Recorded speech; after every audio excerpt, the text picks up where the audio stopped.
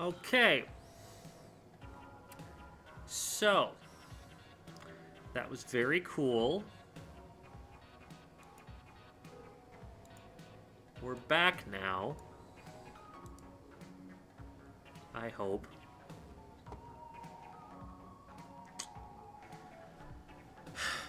So, the last time I streamed, we also lost the capture card and I had to reactivate it.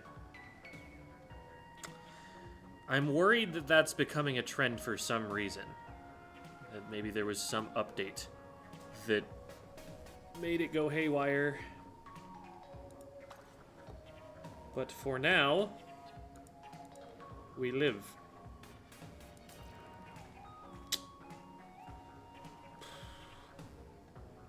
Wi-Fi.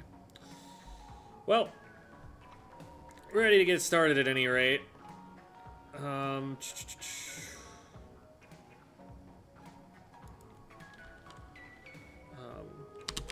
One second. Our VOD reviewee is asking for some help on how to get into the lobby.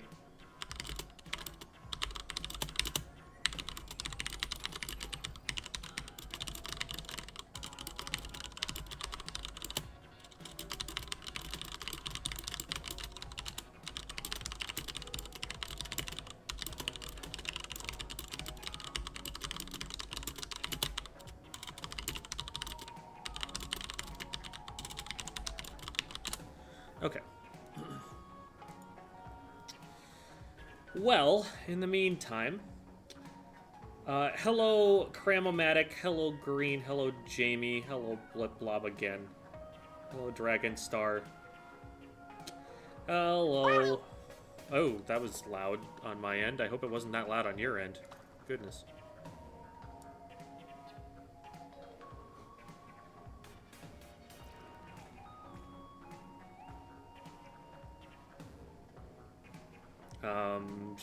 Scrolling. Okay.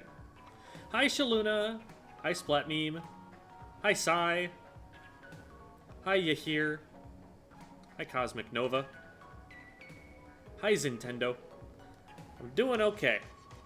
I'm very busy today, unfortunately, but I've been getting through it all right so far. Hello, Phydro.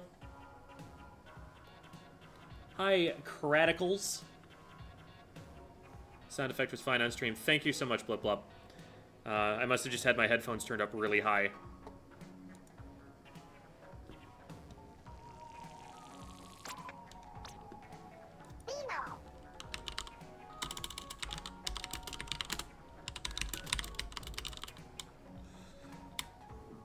Oh, and thank you for the subscription, Lotus Heart. I know you were subscribed before, but I appreciate it. Every little bit definitely helps at the moment.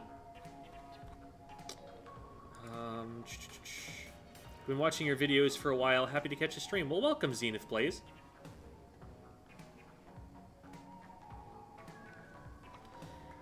Scorch Bluefin Zones, one of the rotations of Splatoon 3. Yeah. It can get worse than this, but not by much. Bluefin is at least like on the good side of bad.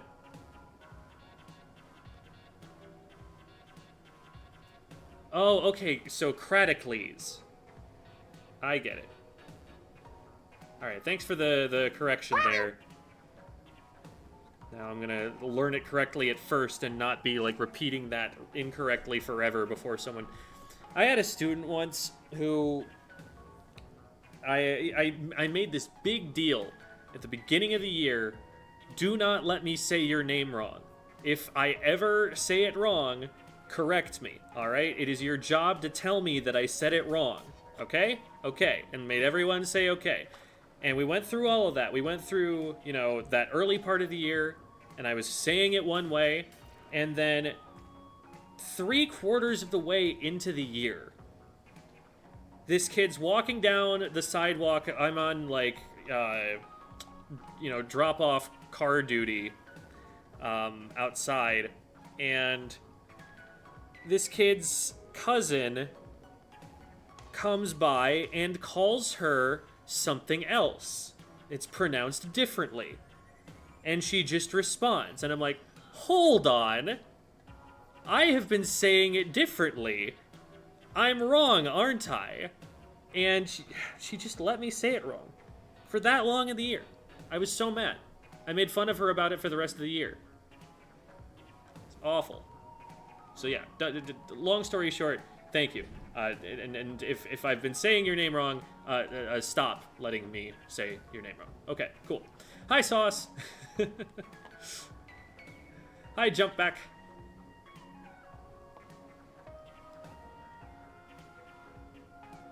Said Splat Mimi. Splat me! Whee!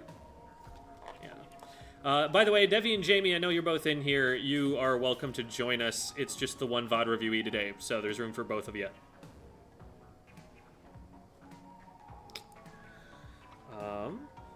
I'll wait just a second to give Devi and Jamie time if they would like to join us here.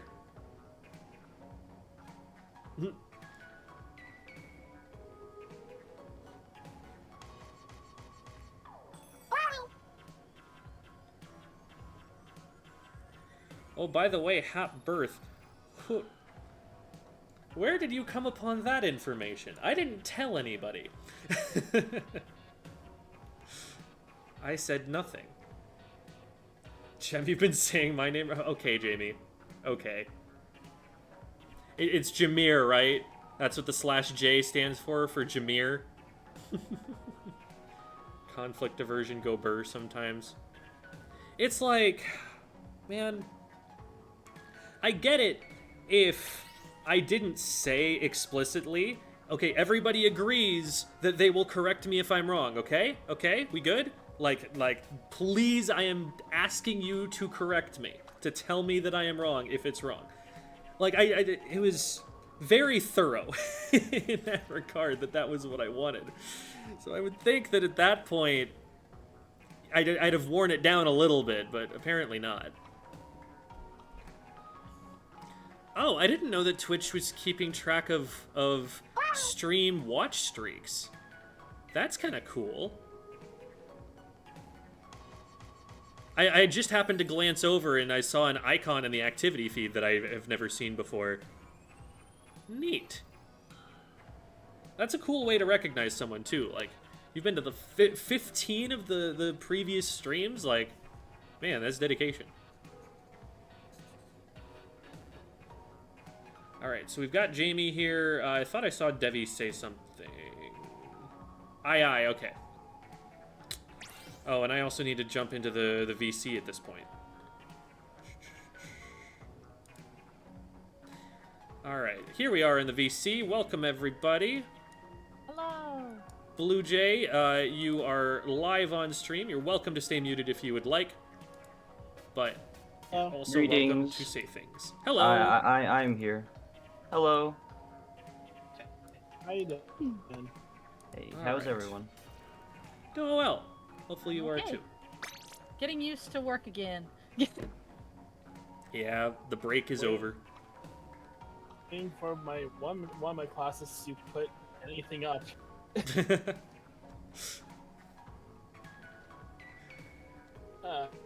And hello, Manic Noodles, and hello, I need to figure out how to play Nord. Hydra and Lupin, so... And hello, Equilibrium. Gem, we've been given orders to say happy birthday by higher powers. So here is my congratulatory message saying happy birthday. Congratulations, you didn't die. Thank you. Alright.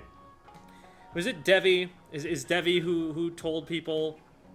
I can't exactly lie, can I? I'm a horrible imposter in the first place, so... I guess, now having seen what is in announcements... Yep! Yeah. It was not subtle. It was not sneaky. No, but you didn't see it at first, so people did confuse you at the start, and I'm just like, yeah, you'll see it eventually, but you won't see it when they start coming in. So, you're welcome. So Thank you, Debbie. Your birthday yesterday, Joan. I had the day wrong, but at least I knew generally when it was. Hello, Neo Genesis. And thank you for the birthday wishes, everybody. Anime. I am now old, officially. I have crossed the threshold to old. I apparently, you know, I did that years ago, but also I did it again this year. Okay, now to figure out this map and You're not not- fuck the map. There's a You're not charger. old for Arrows that. praise. That's how I play. Oh, whoa. Oh, there are 2 on back of zone. 3 on back of zone, actually. 2? Oh. There's one more on the other side. The chicken is crossing the road. You're trying to cut zone. The chicken has landed. The chicken has landed. You leaders on the back right? Question mark? I'll hit this On that eventually, there we block. Yeah. They don't. No. go. They're just going one at a time for zone. That'd be a bomb. I'm sorry for targeting that person, but I had to. I just need to know where the leader's coming back. They're on the right. We should go now. No, not quite. Yeah. There's a charger. Oh, I can't exactly hide here. Oh There's my one flanking gosh. right. Nice Oh dig. Oh my god. Oh, okay. Charger flanked right. I couldn't I did move. not think I was that weak. I'm away. They have to go to me. And by you, we mean also me. Charger down. Ow, and I there's might one fall right into side, the right abyss. side. Oh, one on the back of zone. Thank you for that. Booyah, saved my but life. There's a jump! Jump! Got Thank him. you. Another one from lift. Got him. Just the charger. Charger might. They're Push up the top. charger. Charger Oh, they're down. weak. There you go. I'm going Zooping. up here. This might work. Got one. They're coming out left. Okay. I think I get this one. Yeah, I do. And his teammate didn't help. There's somebody coming out left. Okay. Not anymore. There you go. I'm gonna move up. Elevator up. Got one. I'm getting Oh back. no, there's a I'm there's down. a vacuum. Well, I'm going down. All right. They have access to zone. Yeah, there's one on it. They got tapped. Yeah, and they were camping right now. All right. I'm on the right side. This is right. All right. There is two on the zone. Charger I'm is gonna jumping get a at me on the Zuka right. and flank left. I have Booyah Bomb, so I can give you. Oh, Charger got me while going up. Most of them are on the right. Zuking the charger. Got one. It There's wasn't another the one right charger. behind it. There's 2 by it. You guys can pinch that. Link on zone. Got one. Charger last. They're down. Good job. All right, I'm gonna wait here. Okay, there's everything well. Oh, guy came up. Got him. Nice. Charger is going right. One drops. Not anymore. Careful, Blue Jay. Let's hold Try him and help off. you. See him. Just distract him for me. Got him. Yep. You're free. You take coming out Thank left. you, Tech weak. Oh my god. Okay, got him, but I'm down to the You aero got spray. him. They're All coming out right. left. Well, that's fine. I got him. Nice. I have zone. Good job. Happy New Year. Yeah, they're just gonna have to feed in. Oh, they didn't feed in. GG. Good. Did you hear Matt Pat's leaving? Yeah, I did hear. He's had a good long career, and it's hard to imagine staying on YouTube for too much longer than he's been on. So I'm not super surprised. First Tom Scott, now Matt Pat. Where will I get my valuable information? Markiplier. Oh.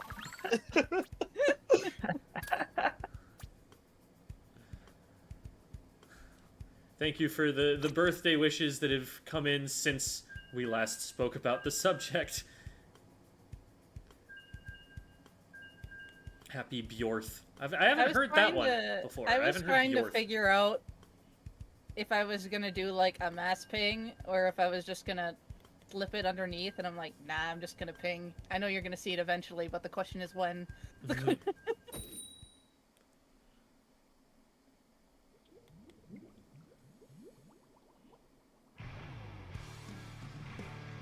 Say hi to the camera. Hi, camera.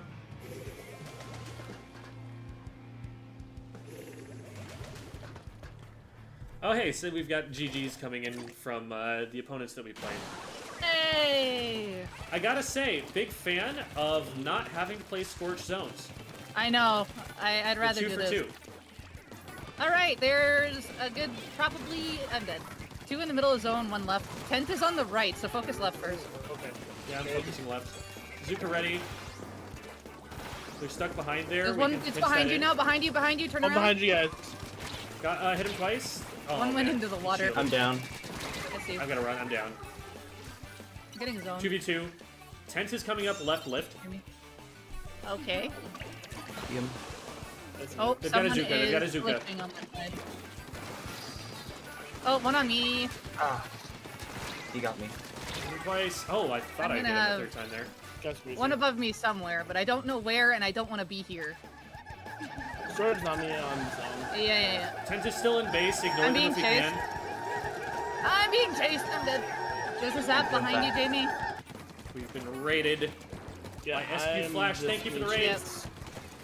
We gotta find each other. Jump back and regroup. I'm just gonna... I don't think they know.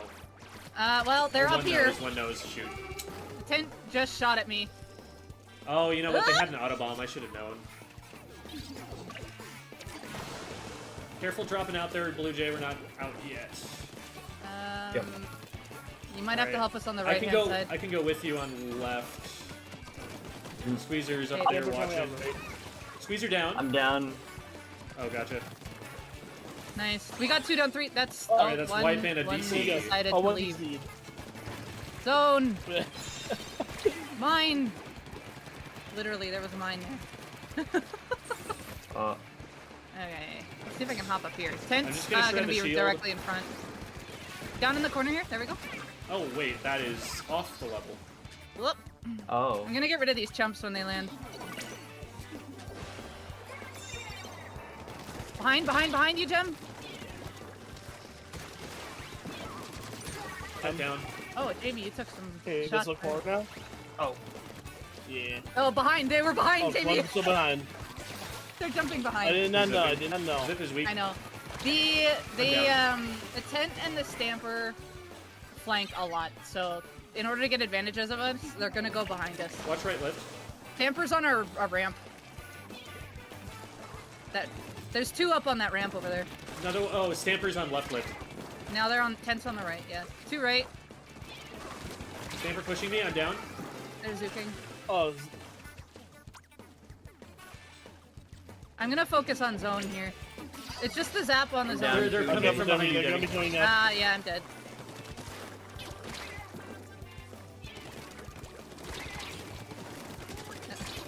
We gotta. Oh, I we have almost to got him. 2v. We have to 2v1. Got Stamper. Tents in Yep. front here. We need zone. We need Go for zone. Yeah, we didn't have time to go for didn't that go player. for We it, needed yeah. to get zone. No. Yeah, I feel like tent here. We should just be able to run by it. Like, we should be able to ignore it for a pretty significant amount of time. It can't hit into any one position that we can't just circumnavigate unless it has help. Until it's working with the sword, which it was doing at the end. But Not like, quite at by- the end, but it was just before. But it's taking those positions way ahead of the Stamper and waiting for the Stamper to get up to it. So, yeah, like, if they're gonna focus on one, just take it. Like if they're focusing on me, run to the zone. They'll have to Yeah. go back to you after they splat me. my So, thinking is I'd just, rather like, take don't your worry aggro. about the tent if you don't have to. And go for the objective first and make the tent turn around and come back to you.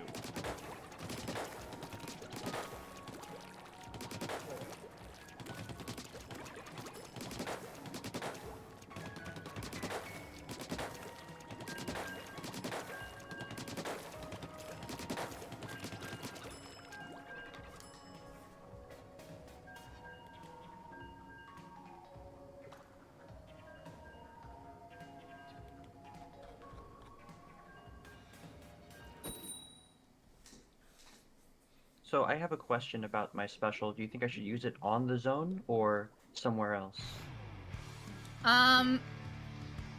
It helps on the zone when like if there's people on it or if we like need it to semi-assist for take back, but otherwise use it in areas where there's like 2 or more people. Then it's Yeah, I more see. likely we'll get splats because the chumps will do chip damage.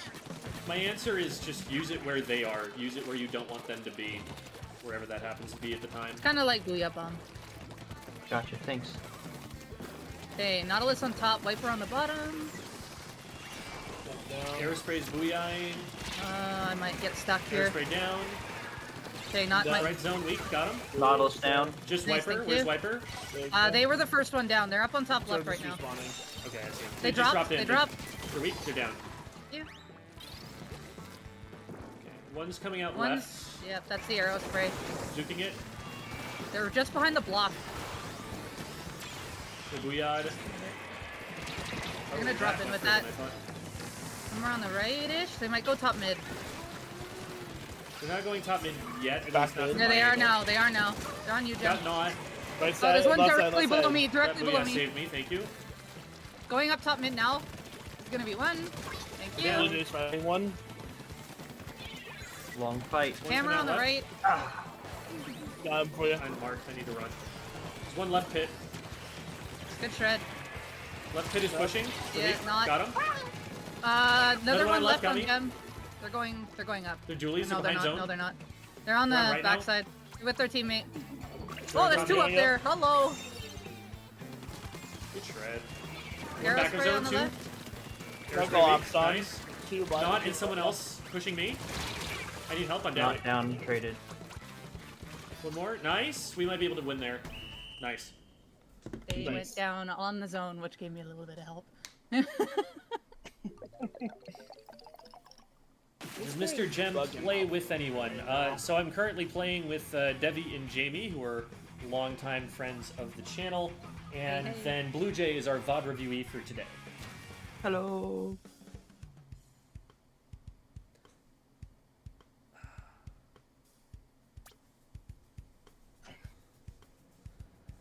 Flat zone hero. Okay, thanks, game.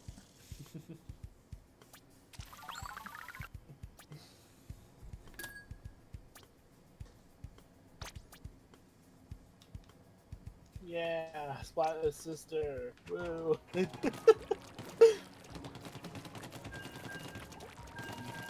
That moment when one of your potential gold badges gets taked by first splat, but then it also gave me splat zone hero, so I'm like, oh, okay.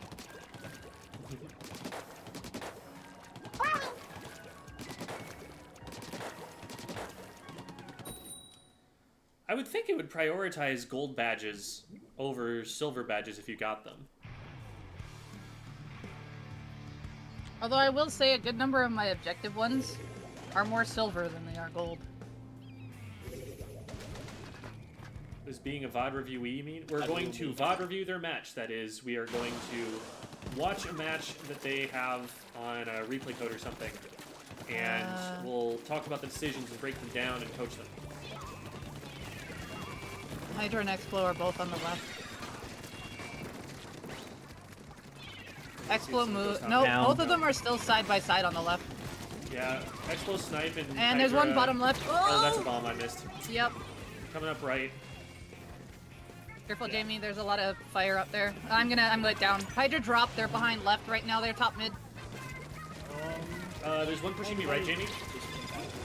Oh, okay. Oh, shoot. All good, all good. Sorry. I should can be help okay you. for now. Hang on. They know Hydra's I'm looking here, at you. They know. but they're... If you distract. Bro. I screwed up. I'm down to a bomb. Okay. I'm back to Should I zone. go? Yeah, They threw the booyah at me. I'm gonna counter Put you booyah down. back to top mid. I got we don't the- have I anyone got to the follow up Hydra. on that yet. No, but I got the Hydra down. There's one on the Okay. right here Zooping and one on left. the left. I'm gonna drop. Nice bubble, need Jamie. zone. I'm gonna use that. Oh, there one went in the Focus bubble. zone, My bad. focus zone, nice. There you go. Explo top left, just beside the snipe. Hydra from their snipe. Watch out. Put some trying to bombs up bomb out there the if you Explo. can. Good. Hydra's on the grate. If I can get a jump on him, but I can't right now. I can't get a jump on the that's the way. Hydra. I'll Oh, get I him, got yes. him! Oh, Explo got me though. Run, You're alone there. You're gonna get pinched. I was not expecting to get the Hydra there, I'm not gonna lie. Alright, I have a Zuka ready to go. Okay, we gotta use this for recap. Try and wait for another special. Anyone Yeah. close? Okay, we got Bubble and I have Zuka. bubble. Alright. I'm happy Zuking for top you. mid. I am down to a bomb. Oh no. Oh, I have chump. Okay, we'll use. That was just Just straight wait, bullets. just wait. Make sure they don't come up. There we go. Okay, here we go. We are in Okay. top mid. That's this. They dropped front side. Go Player for weak zone. back there in the corner. Nice. We got that one. Good job. We should have painting power now. Hydra bottom Good left. job. Hydra bottom left. Right. In the corner. Nice. Oh, There you go. Explo's going for me. Up on their snipe. I have to heal. I am literally one hit to death. Two Zone. on me on right. I'm gonna die. Dooley's down. Right, Jamie, I hit got is- back ends half. up. Someone's in front of Jamie. Right, Be right. careful. Okay, we're down. We weren't there. Yeah. Oh, one down. I put down Hydra's the down. pop schooler, but they didn't. Explo's one on this Somebody block beacon. on the left. I'm gonna booyah up on their snipe. There's two over there.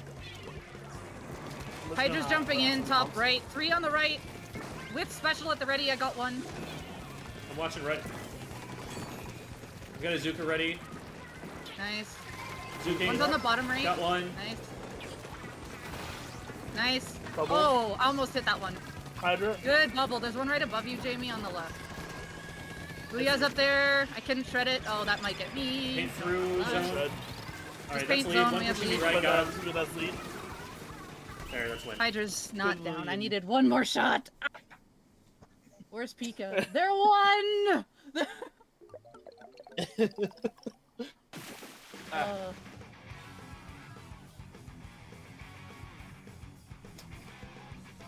Hello, CC. Victory, sip of water. 2255 TT. C25T squared.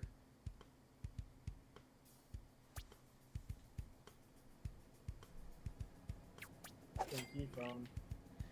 And hello, Clover. Hello, Nzyogo. Is that NZ for like New Zealand, maybe? So it's just Yogo, because it's pronounceable. And Nzyogo? I don't know.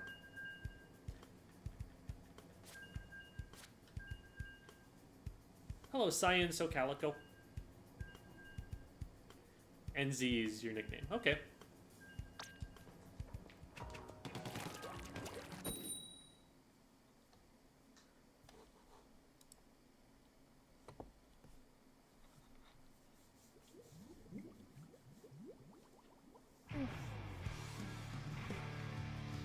Same team, I think. At least one of them is the same.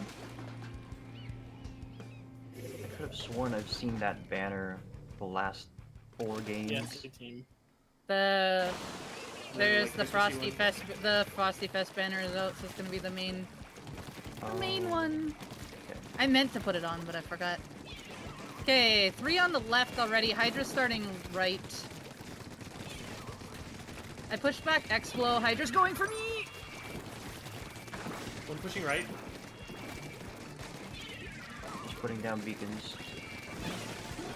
It's the zap on right. I'm gonna see if I can get Okay, them before they... Hydra's right above Yeah. you, Jim. One more on me. Been twice, got him, nice. That's 2 down, just the Okay, backliners. one on the right. Yep, Hydra's on the grate. Try to keep you down, man. I couldn't shred it. No! Dude, but on me. I'm alive. Oh, Hydra's on top mid. I can't be here. BDS Hydra's weak. They're moving on the grate. BDS is on left. I'm down. Got Zuking right. Got one. Nice, Another nice. one in right pit. They're where I'm shooting behind. There we Good go. once. Going behind Nice. them. Oh. Get zone, get zone. Get up. Nice. Yep. Explo on snipe. Bombing it. I can go for it in a minute. once the Hydra on bomb's right, I gone. should Double have J. peeked. Oh. By ya. Thought they were still down. They're gonna come They're in from right to shifting now. left. Careful when taking top mid. It's Yeah, gonna on be this it's side. yeah this one on the right now. I'm gonna counter Booyah in a second because I'm out of ink. Put it on top mid. Right underneath of me, going left on Jim. I hit it. There you go. Down. Yes, on right. They have cooler though, Yeah, so there's two. no advantage. Two. What? That hits me. Jay's coming on from right side. Done. Explo. Explo going top mid. Okay. Good job, Jay. Almost there. Shoot. Two top. I was in a They bad didn't spot. see me. They don't know. I'll Hydra booyah. might know. I'll booyah them, so they'll have to Hydra move. doesn't know. No, they don't. They're looking at me. Traded. One on left zone still. Watch out for Hydra. Hydra's Down. down. We don't have enough Oh, no, meat oh, there. no, no. Alright, Yeah. careful, Debbie. I know. Close to Zuka. Got it.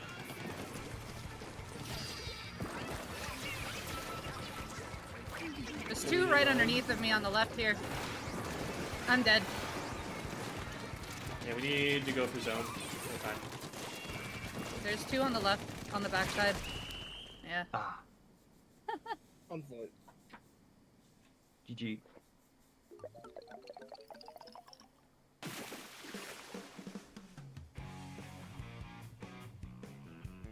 I actually thought they were nasty, but the marketing for them is great. I must keep their memory alive. Wow. I don't think I've ever heard someone be so in love with specifically the marketing for something they didn't like that they would put it as a part of their username. That's... Are you, like, in marketing? And, like, is that your field?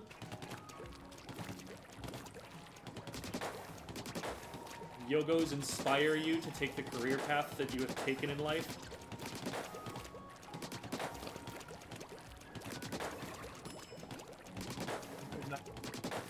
Ali Yogo, CEO.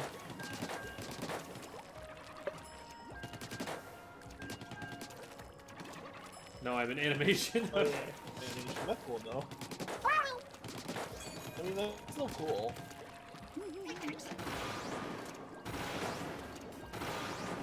Similar skill set in some ways.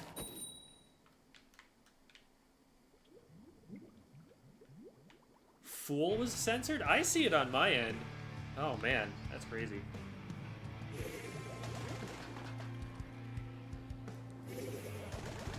It's not showing up censored on Twitch either. Is that something you have set personally?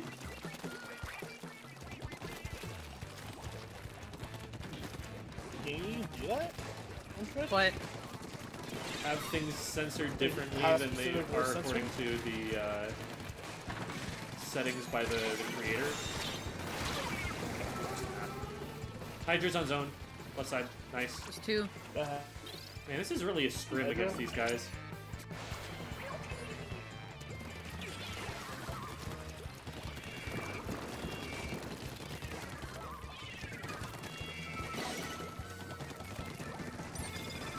Yeah, knowing. Trying to help you, Jamie. Oh, there's three here. Yeah, they're rushing zone. Yeah, careful right. Going back. I can't Two hold there. zone. It's gonna start moving Now right. you can. No, still It on capped. right. What do you mean Oh. I can hold it? Ah, I couldn't jump up. Tried to take advantage of the vac, but the thing was moving. I ended up getting stuck Yes, underneath and I run couldn't left. jump high enough. That's a terrible place to use this one.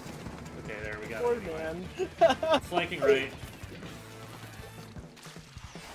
Okay, they're booyah bombing. Two bombs out. Hydra down. I'm gonna go down in their base. And the low. I traded. Nice. Yeah, I'm down. We put I'm rain gonna out. come down their lift. They're just bombing it right now. There they go. Got one. Oh, there's one on Go. top of that ramp. Oh, see bubble. I'm only half of that. Oh, behind us. Got him. Nice. Still top left. Excellent. Oh, they're up on top on the ramp behind us Dropped. again. We really gotta watch that ramp. I should probably be on it more. I've gotten them both times that they've come up. Okay. Hydra's painting zone though. I won't be able to hold that. I'm jumping back. And Oh, wait, you're I'm there? right here. Hydra went up top. I'm on the. Uh oh. Zuka ready. I'm gonna use it from right. Yeah, there's a lot on the Popping. right here. Oh, I'm down. Guys are waiting. No. Oh, They're Get 'em, still. got one. They're on the right. Back right. what- They're I'm two going in there. on right zone. Hydra's watching it. Yeah, Hydra's With a out friend. of charge for now. We're back There's up a on zap top on you now. too. I'm gonna go down. Here. Hydra down. Is that a zap behind me? Oh. Oh no. Oh no. Yeah, they're behind the jump. Oh no. Got me. Oh It's just Debbie. I thought that you were higher up, Dave. That's my fault. no. No. We need to go for Right, zone here. here. Down. Okay. Got one. I'm down. Just the Got one. Hydra. Paint Got zone. two. Zone. Oh. Cap it. Cap it. Okay. Whew.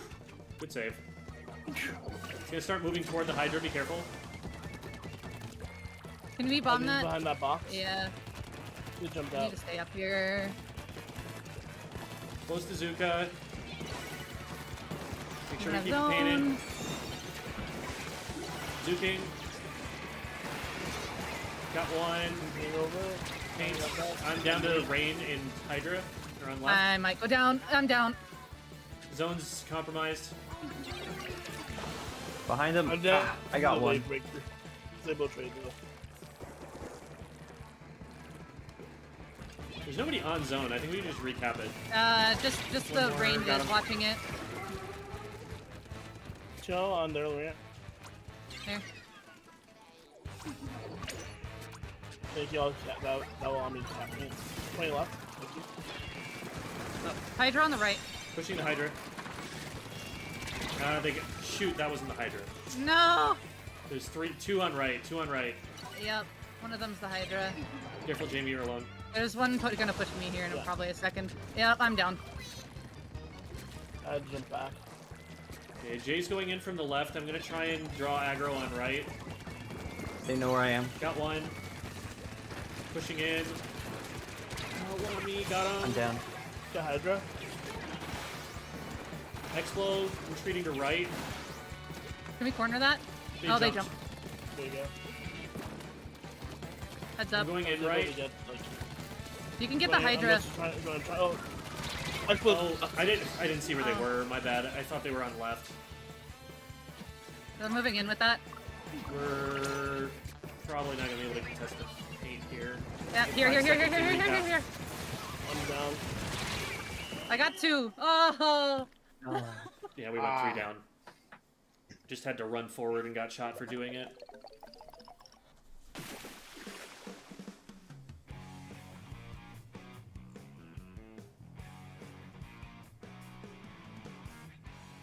That's a good match though. I think so. I am feeling the difference between accuracy and RNG. I'm gonna go back to RNG. I'm gonna.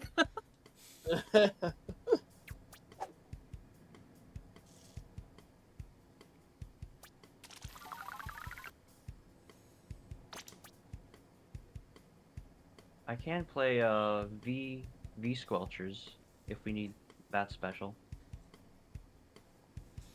I forget what the sub weapon is. Is it beacons?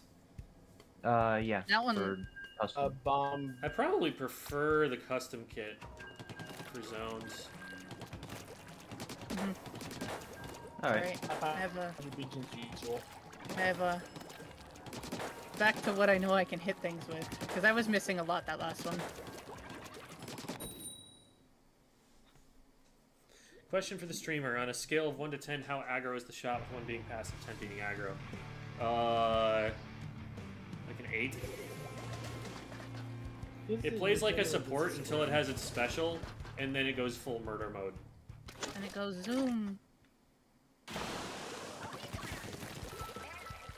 Moment when this is the only other group playing open. Jay's going left. I'm gonna try and pinch with Jay. I always Their take Hydra's flank that routes. down! Two Here we down. go! Explo went up top. Oh, Yeah, one last down. one's their Out of lift. ink. We'll see. No bomb him. Oh, whoa. Explod's weak. I can't stay. Oh, I might not make this I'm jump. Oh, I gonna made be it. up on top left. Hydra down. Uh-oh. I got one up top. Ends up top left and around the corner going back over towards their lift. Yeah, Or they're trying watching to. me. There's something over there, Blue Jay? Yeah, there is. I'm just Yeah, from getting to their core, but it's not working. Close right. Whoa. Alright, careful. Oh, what you they're got. weak. One No! drop on you. Get out of there, Jay. Yep. Rotating to right. Alright, Hydra's on the ramp left. Time to oversee his own. Alright, I'm Zuking. They're on back left corner. Yep. Moving towards 100 you. HP right. By the Yeah. bubble, by the bubble. Oh, There we go. traded. But there's another. There you go. Oh, I'm marked. There's The one Hydra behind out that block. away. Which block? The back block. On the Right or side. left? Right. Okay. Oh, okay. Whoops. Sorry, I didn't need to figure out what That's okay. Just this one you definitely will have to stay aside. There's someone behind the X and Got him. I'm down Hydra now. drop, Hydra Hydra drops. drop, Hydra drop, Hydra drop. Get out if you can, Blue Jay. Yep. I'm here to help. I got the Yeah, Hydra. Yeah, there's another one there. Yeah. Another two. Got one. Zuking at the Explo. Okay, Chumps are out, Zuka's out. Jamie, we gotta go straight to zone, you and I. There's one right in front of you, though. Yeah, I see. Hot Nice Pablo. bubble here. I'll booyah. I'm gonna booyah Hydra behind. down. Explo down. There you go. Like, Two bike. Captain. There you go. Zuka ready. I'm down. So needs on to follow me. block. Down to the dualies. We're gonna lose zone here.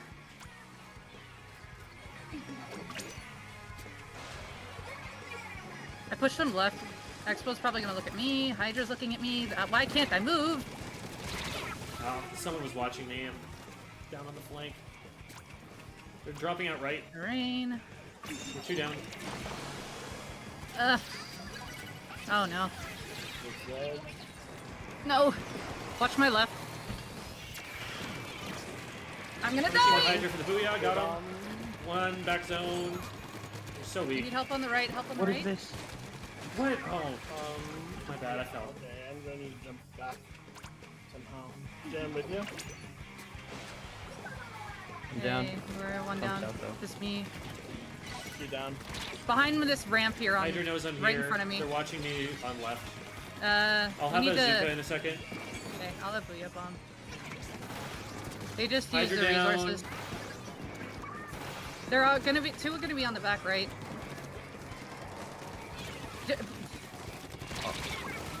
On zone 2. We don't have anyone. It's just me and I'm dead. I think one thing is we're also not moving with the zone. Yeah. I noticed like whenever we're trying to go take backs, we have two always going on the opposite side. We'll take fights, lose there, and then we have nothing else for the zone afterwards. You actually have to take the fight towards the zone. I think if we're caught left, unless we're going for, you know, unless we're not seen, we just need to push them to right side with specials. Yeah. Like, I want one person going left pretty much every time, but Given our comp, we can literally just go in as a unit because we have two ranged weapons and two that can fight up close.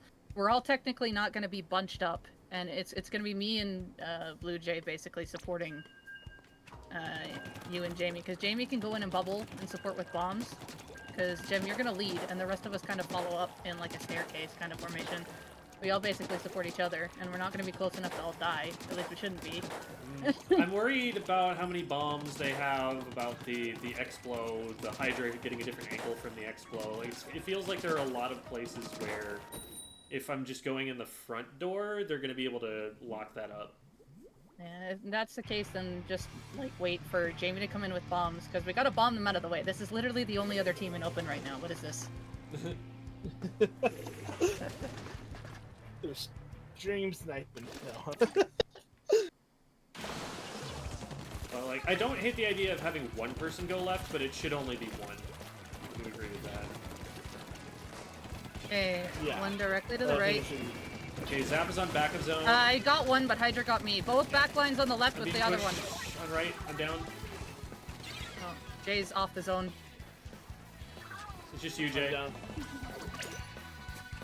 Don't go in yet, Jay. We're not there. Oh, I Got thought I one. saw an opportunity. I should have told you to wait a An second. opportunity in a 1v4 is basically not an opportunity. 2 on the back left of the zone. Zuking, Hydra's stuck on zone. One. I think they jumped? I don't know where they ended No, up. they're on me. They're on me. Literally directly on me. I'm fighting 2 right now. Fighting 2. Right. Okay. I'm keeping an eye on right. They're booyah bombing. Booyahing. Hydra doesn't know. They will. Traded. Yeah, I screwed up because the elevator went up. I thought two, they were got going to two. keep dropping. Nice, you can get Just X-Blow, zone. just X-Blow. Okay, I'm on Debbie's the right flank, right the rest now. of us hold left. They're probably gonna be mostly on that side. One drops here, I'll be surprised. Got one. Nice. We can just win this with paint for now. You don't need to engage. I have the Hydra Yeah. back here in the base. Jamie, can you bomb up here if you get a Essentially- chance? I got both bomb. back lines, yes! Nice. Where's Oh, last? that Where's last? doesn't help. They, Oh, one paint down. zone, paint zone, paint zone. And Missed I you, got Jerry. lead. Nice. No. Find a hiding we've spot. got lead. I'll be on the right again. If I keep the pattern, then they'll probably start going right to stop me. Okay, I'm gonna wait here. Traded, They're- but just we're gonna lose sacrifice zone, sacrifice zone. Yeah, that's fine. I have chumps. Wait for us to be ready. Okay, we can probably go into Sure, this. I can't jump back! Shoving zone, I'm shoving on. zone. Controller failed me. One Jay left. look Gentlemen, right, get Jay look behind right. ya. Yep. Over. Oh shoot, Oh, I'm so that's- sorry, Jen. Careful, Elevator. careful, Oh, you're careful, not dead. careful, careful. Hydra on the right! There's just... I don't like going right. We get backed up into a corner with that's unpaintable and we can't move. Jay went the opposite direction to you guys, so you didn't have any range follow-up, and I was still respawning, so I couldn't distract anything. Okay. Zuking right side. Chump Oh, one. Hydra on the ramp! I traded. I'm last. We all went down to that.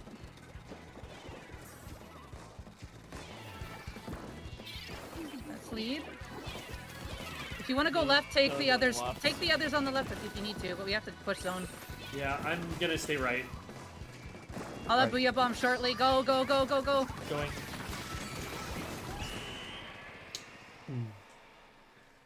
Yeah, Hydra that saw one. me.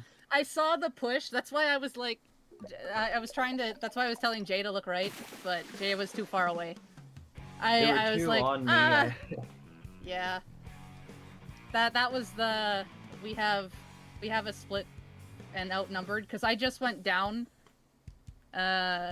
Jamie, Jem, you were in a fight, and then Jay, you got stuck in the other two, so we just didn't have the support. That's something we might be talking about in the VOD review. Obviously, we'll see. But I've noticed, Jay, that you tend to take really long flanks. And something that you want to Yeah. consider is that the longer the flank, the more time your team is at a numbers disadvantage. So you want to make it so that if you're going to go for a flank, it's very quick and decisive, that you're not spending any extra time you don't have to be, that you're taking the straightest line possible. But that if the team is about to fight, you don't try to start a flank, because then they're going to be without you when the fight starts. I see. I can see I'll that try you're to- wanting to put beacons out because I like where you put them. Just keep an eye on when the teammates are going into attack on zone. Because that one time, just before you said like you had the opportunity, that was like I jumped to you there and we managed to pick off two. I should have just told you to just wait a second and then I could have followed up with you. Yeah. It's one of those backdoor things that I enjoy doing with people. So you set it up nicely. I just had to tell you to wait a minute and I didn't. New people. I played Yeah! very aggressively. I feel. And yes, Jules, this has been a scrim. I basically don't remember a who scrim. won it, but They did. now I'd rather we have a different team. close. Left side is pushing already on the bucket on Jay and a roller. Oh. There's 2. I don't have a charge. One more. That was the They're worst weak. time They're for me to weak. drop. Push it. Watch out. You. They're over in the corner. I don't have a They're charge anymore. stuck. Nice. Expo got me from above. I got Expo. Nice shots. There's That's one just directly bad, below me. Watch that jump. I'm gonna booyah the left. There's 2 over there. 3. Okay, One going went in. right. One's stuck in the corner. They're Got down. one. Traded. 3v2. Get zone. There's one on top mid. Roller's on the left with a bubble. I'm gonna shred the bubble. I assume. We still don't Bubble's have zone. gone. Oh. He's Roller weak, right. he's weak. Getting ink. Roller got me on right. They sharked me. We're 3 down. I have chump. Okay, they're hiding on the backside corners.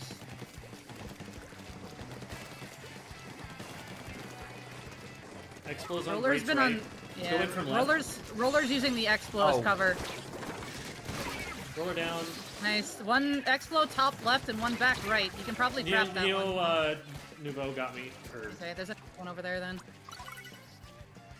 Oh, there's a bucket. Bucket's gonna roller and bucket are on the same side together. Go like that. One top mid. I got bombed. 2 on the left now. yeah, None I go down, down to close. this. Bucket got me. I'm being Roller's coming across left. They're gonna be on the other side. They're in their base. Nice, team. that's one down. They do have tech though, so. There's another one up here, I think. Yep, there's careful, one in we our don't need base. to push yet. Hey, there's one on the left. The Bucket got me right. going.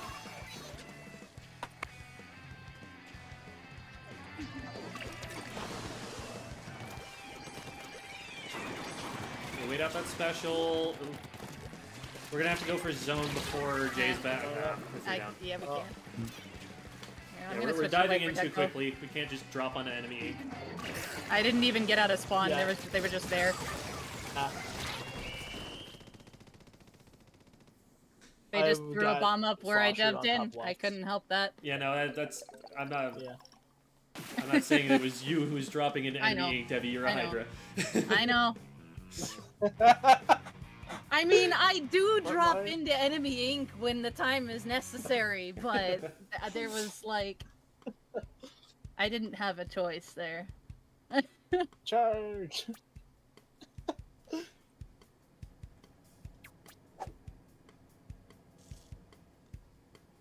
Should try lowering sensitivity for all my weapons.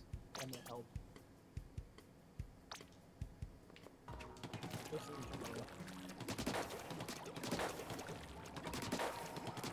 This may go poorly, but no. Oh my gosh! It allowed me to. Well, anyone like to see a run speed wiper deco? yeah.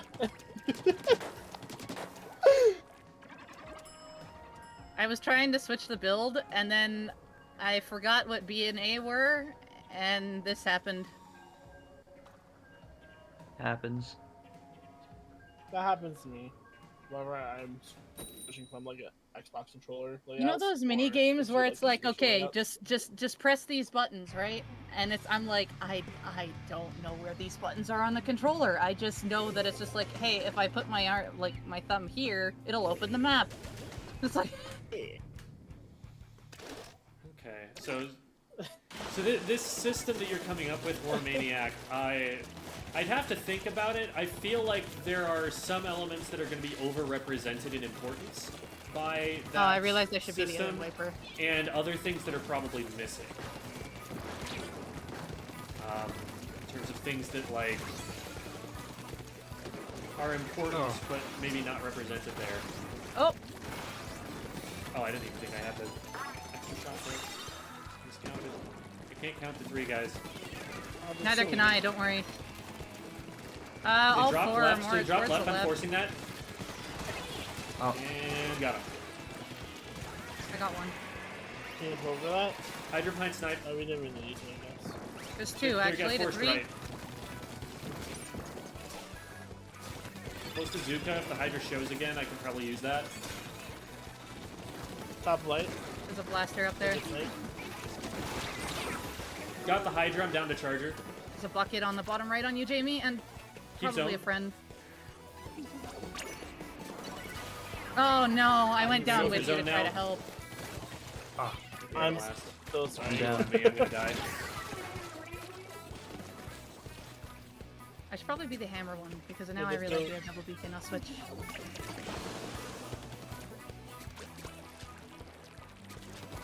Oh, If he's going I'm- out right, I'm gonna Walk- start. walk- walking The my way leader over. knows I'm here. The leader knows I'm here. There's So three on left zone. Three on left zone. I'm gonna zook that. That's one. Nice. Where'd Should they be able to go? get zone easy. There we go. One top left. One top left. I got him. They No, wasted there, one on spell. snipe, alive one on for me. snipe. I missiled the leader. Hit him a couple times. When run speed go, comes good in shot. Left handy. her down. Yeah, that is I'd be a able- nice part of it. That's funny. That was a waste of a booyah. They tried. Yeah. Oh, they got me. Yeah, I can't go in for this. They didn't Good hit pitch, the Jamie. bacon. Yo, the bacon.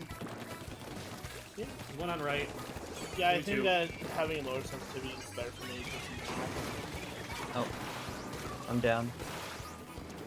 Hydra above? Question mark? Yeah, Hydra's not gonna do anything. They don't have time.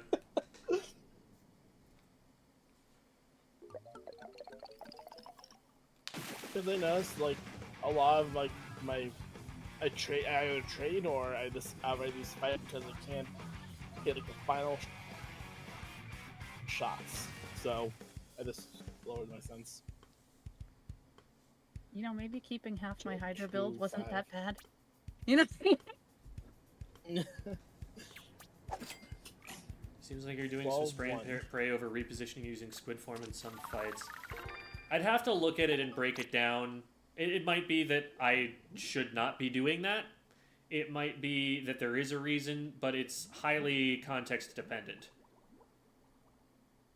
So, we'd have to really go and break things down there. How about we get a one or two more, and then we'll go into the VOD review. Okay. Alrighty. Cool. Eel tail. And Clover has a question on Twitch chat that they're gonna resend Gem. Okay. Scrolls. Shellbell! What kind of Splatoon spin-off would you think would be cool in the far-out future?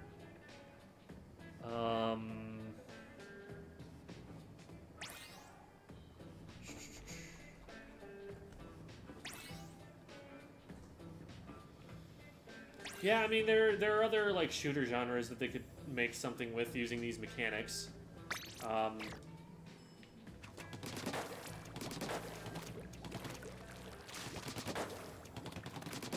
I don't know. Battle Royale would be really hard because you'd have too many ink colors to worry about. Escape from Tarkov kind of idea. Would you guys be okay if I go, edit? Sure. Sure. Yeah. I think that makes a lot of sense for the comp. Yeah, Tarkov sort of game mode could be fun. I don't know. There's no. I guess maybe you find like gear chunks or something as you go, but that's not such a huge impact. Maybe new weapons.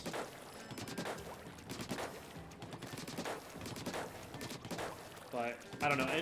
Anything more is just kind of up to your aesthetic sensibilities, because once it gets beyond the normal game mechanics of Splatoon, it's just like, what kind of game are you trying to play that has squid people on it? You know, I don't feel like there's much of a... I play this game because I like this game. I don't know if I would like another game in the same vein if it didn't have these mechanics.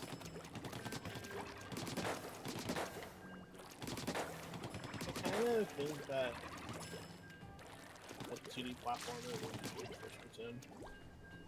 Like it's in the same vein of like, you know, doing the single player. So I think that could translate well. Yeah. I will say I'm not a huge fan of the like platforming challenges in the single player. I think they're pretty played out at this point, and I want to see them innovating more on that. I like the idea of Splatoon as a platformer, but I wish they would lean more into that than they currently do. Wasn't Squid Jump on the Wii U like a little platformer? That's no, they're completely different. Oh gosh, Talking like 3D Respawn Punisher, Respawn Punisher Heavy. I'm thinking like make it more like a Rayman game or something, except 3D. Like make it a little bit more like old school platformer hard, but keep all the same mechanics. That could be fun. Oh, that is a 96 cal. Okay, I understand now. I'm down. We're three down. Get out if you can. Oh, I'm down. Mid. It's just Ludic. Oh. The Heavy's going right, a long way.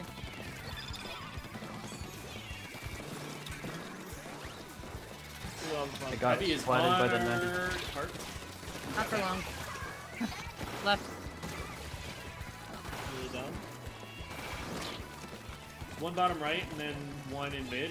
Pushing right. They're stuck in mid. Oh, one behind me. I'm down.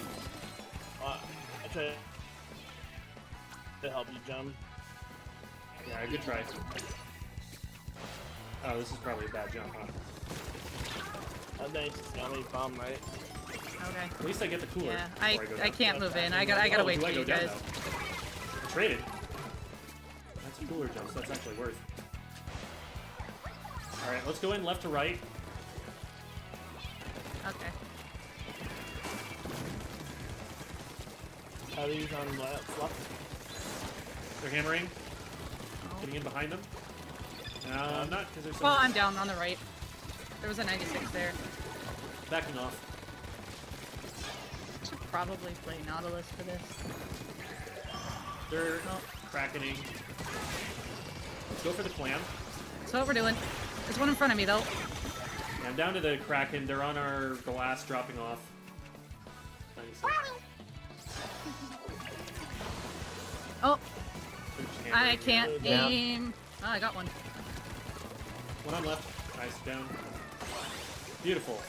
Good job. I have 7. We're gonna need specials to get basket. I'm gonna be a distraction. And they're dropping in. That's I can't They quite have get the... no idea I'm here. cooler. Jump. They have Mitch no is gonna be on idea. right.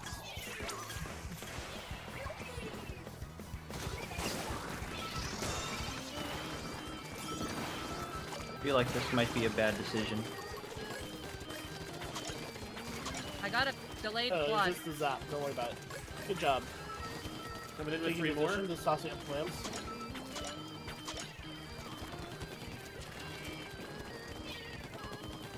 I'd say probably dead push. Probably I don't dead, think we yeah. have another way in. Rebuild, All right. but keep space. Got one. Oh, Sorry, Jay. no worries. That 96 Deco has like 5 kills on me. I'm behind them again. They don't know. Well, I'm probably dead. Cool, thank you. I'm down. Say, Jay. No, never mind. Just waiting a second. One of them spawning in. Okay. I'm gonna go forward now. Oh, I'm at their basket again. On their tent. We just need clams to follow up.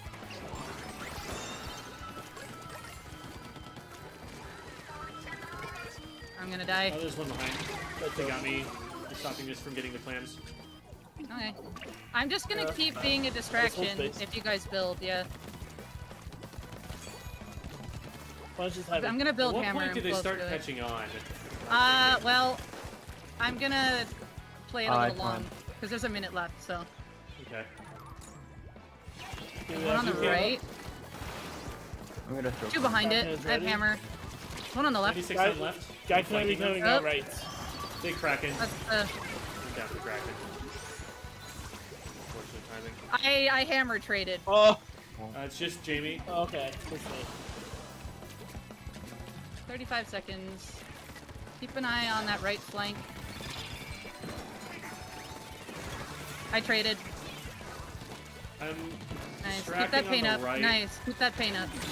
Oh, I'm down to the 96. Hammer. Here to hammer. They're coming left. I missed my shots on them.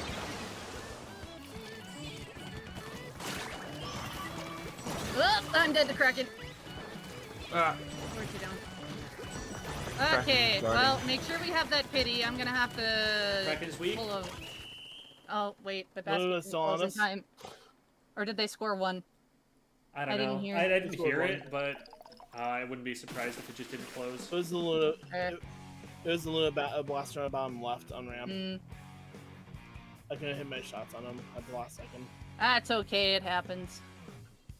Yeah. I'm surprised I got away with a lot of the stunts that I got away with.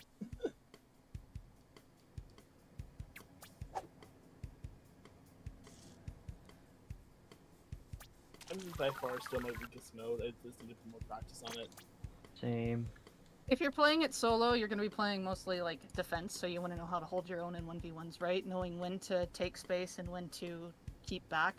When you're playing with a team, you just need to know who's going in and then move up with to be able to support. So Yeah, I the see. solo gives you the times, so then if you notice that there's a time but your front line doesn't, that way you can call it to your front line, hey, we can go because they're way over here. But it's more of, okay, push up. That's all you gotta say. A belated hello to Brendan. And hello, Lulin, as well. Hello, Box. I don't think I've seen you yet. Hello, Jay Vicstar.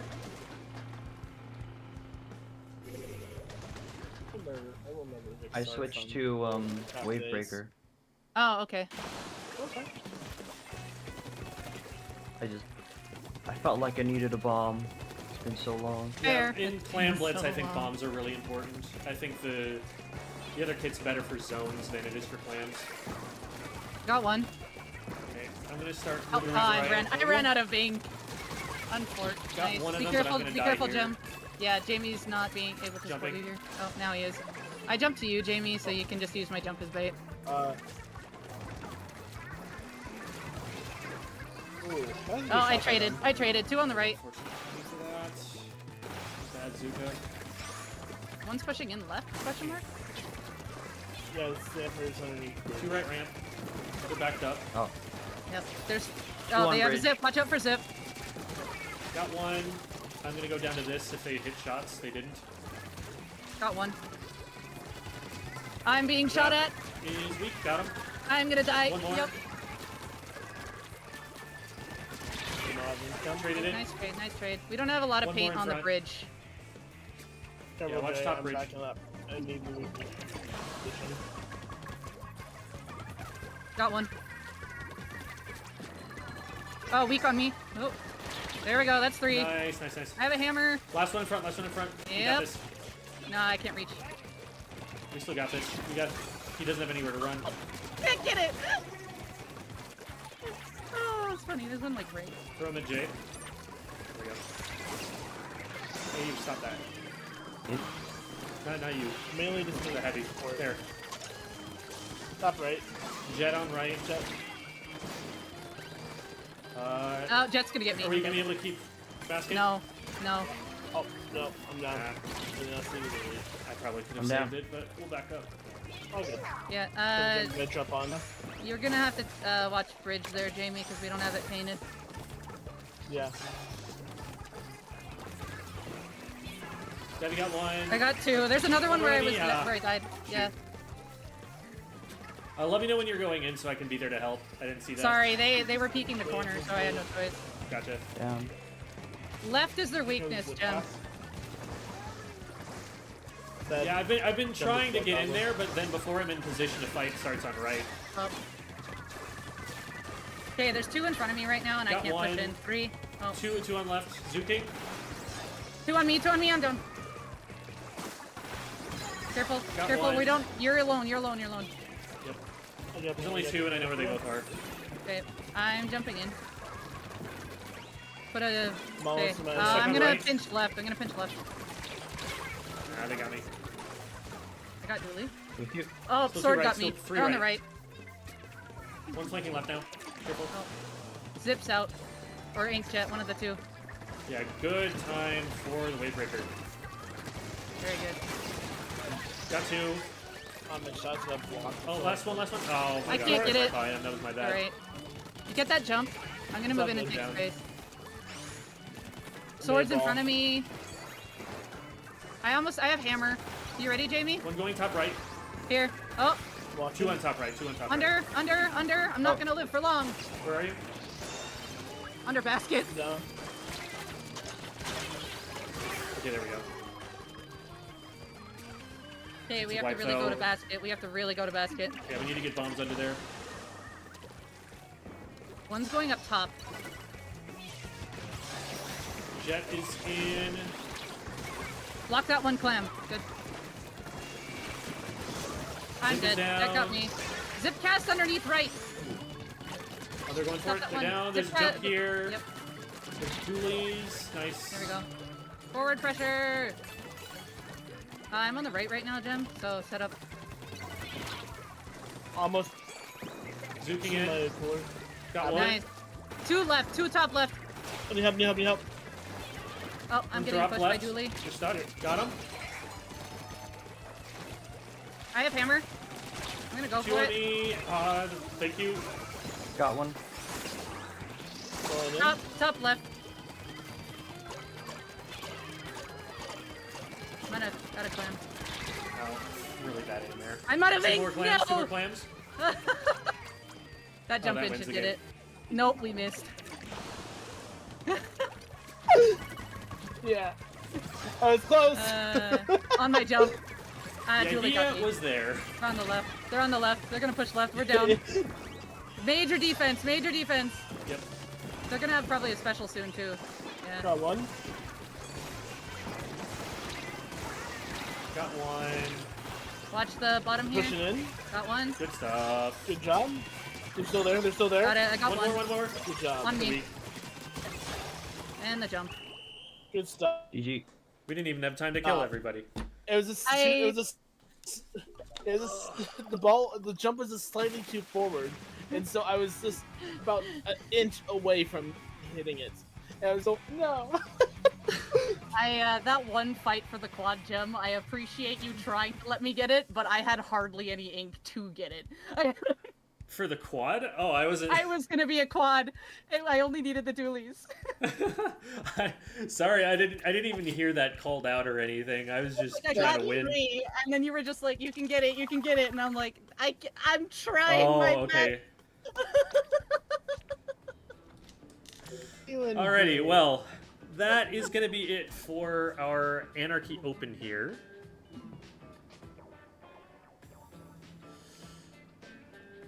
Yeah, I'm proud of how I played defense at the end there. There were 3 of them, but I held them back for long enough that everyone on the team was able to get back in. Yeah, you had a solid game there. I just have to work on pinch callouts whenever I'm on frontline. It's just, I try to focus on one thing and just forget. Yeah, it's like you're not even going too fast. It's just that I don't know to look yet. Oh, yeah, like, I'll wait there, and then as soon as they peek the corner, I don't have a choice. I don't. It's like, as soon as feel I know like there's a being- fight there, I can start closing the trap. It's just, it takes a second or two. I So- usually try to wait, but when they go, it's like I don't have an option, so I have to try Yeah. to take it. And I know Jamie was above each time, but I think it was a bad angle. So that's why a lot of the time for I'm me, just I moving just- over to the right instead of trying Uh-huh. to flank left. No, and it's good because if they happen to back up, then you're there to get them, especially on eel tail. Like when we were moving out towards the middle there, like you'd take one side, and I'm like, okay, I'll take the other one, and then that way it's a pinch effect. So, and that worked out a lot better. Blue Jay, do you have I a feel replay like I code need- for us to look at? Yeah, I do. Okay, have I fun. can- Send that in DM if that's most convenient. And thank you, Devi, and thank you, Jamie. Thank you. You're welcome. Quack. All right. Bye. Wait, I need my sign off. Hang on, where's my sign off? While you get that going, I'm There. gonna read chat real quick. It might be really quiet, but there we go. Okay. Yeah, peace. that was really quiet, but that's fine. Very quiet. But anywho, peace. Hello, Tekka. Welcome. Good to have you. Hello, Bat Bites. They just say Squiffer. I agree. There's Space Wizard. Hello. Oh, there we go. I see it.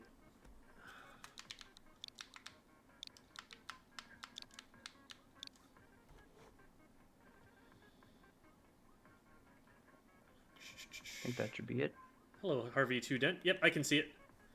Is there a place where I can watch VOD reviews that you've done? Yeah, so every stream that I do does end up on YouTube.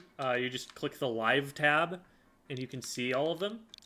I do this every Tuesday, and I have been doing so since, I think, March of 2020?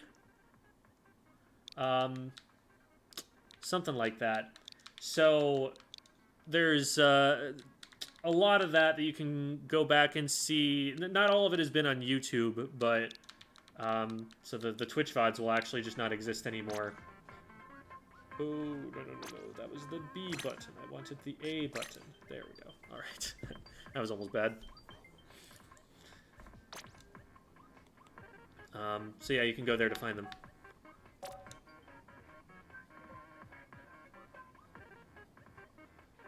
Do you post them anywhere else? No. I mean, you can... So Twitch will archive a stream for, you know, some amount of time afterward. And occasionally on YouTube, I'll, like, do an analysis video. Like, I did one for the Ludi DivX Grand Finals, which is very in-depth. But those don't tend to perform super well on the main channel. So usually, if you're going to try and find like one of these full-length VOD reviews, it's going to be the live tab on YouTube where you're going to find that. Genuine question, is TriStringer any good? I think that it is outclassed. It definitely has a lot of things it can do, a lot of things that it's good at. It has a lot of strengths that are worth, you know, paying attention to. And it's not, like, terrible, but... There are other backline weapons that people are prioritizing much more than it, and so it's going to be a pretty significant meta shift that puts it in a place where most teams are going to be interested in using it at top level. As a tri-stringer player, I agree. So it's totally playable, just like not as playable as, say, Snipe Rider. About the data system, what data is getting overlooked? So, I think that there is a level of complexity, like, that a system like that, you know, the sort of thing that you would see on the weapon buying screen in Sheldon's shop, where it's like, you know, turf inked and damage and stuff like that. Like, those kinds of systems can only ever be very, very overgeneralized, because the interaction of all of the different variables creates uniquely complex outcomes. So we talk about, like, how aggressive is the weapon? Well, if it's got a high fire rate and high damage per shot, then that's a really good trait to have on an aggressive weapon. If it's an aggressive weapon in terms of, you know, usually when you define that, you're talking about how close it wants to get to the enemy team. And an aggressive weapon's going to want to have relatively short range so that it's capable of still having that high damage and high fire rate without being overpowered, because that's kind of the balance mechanic.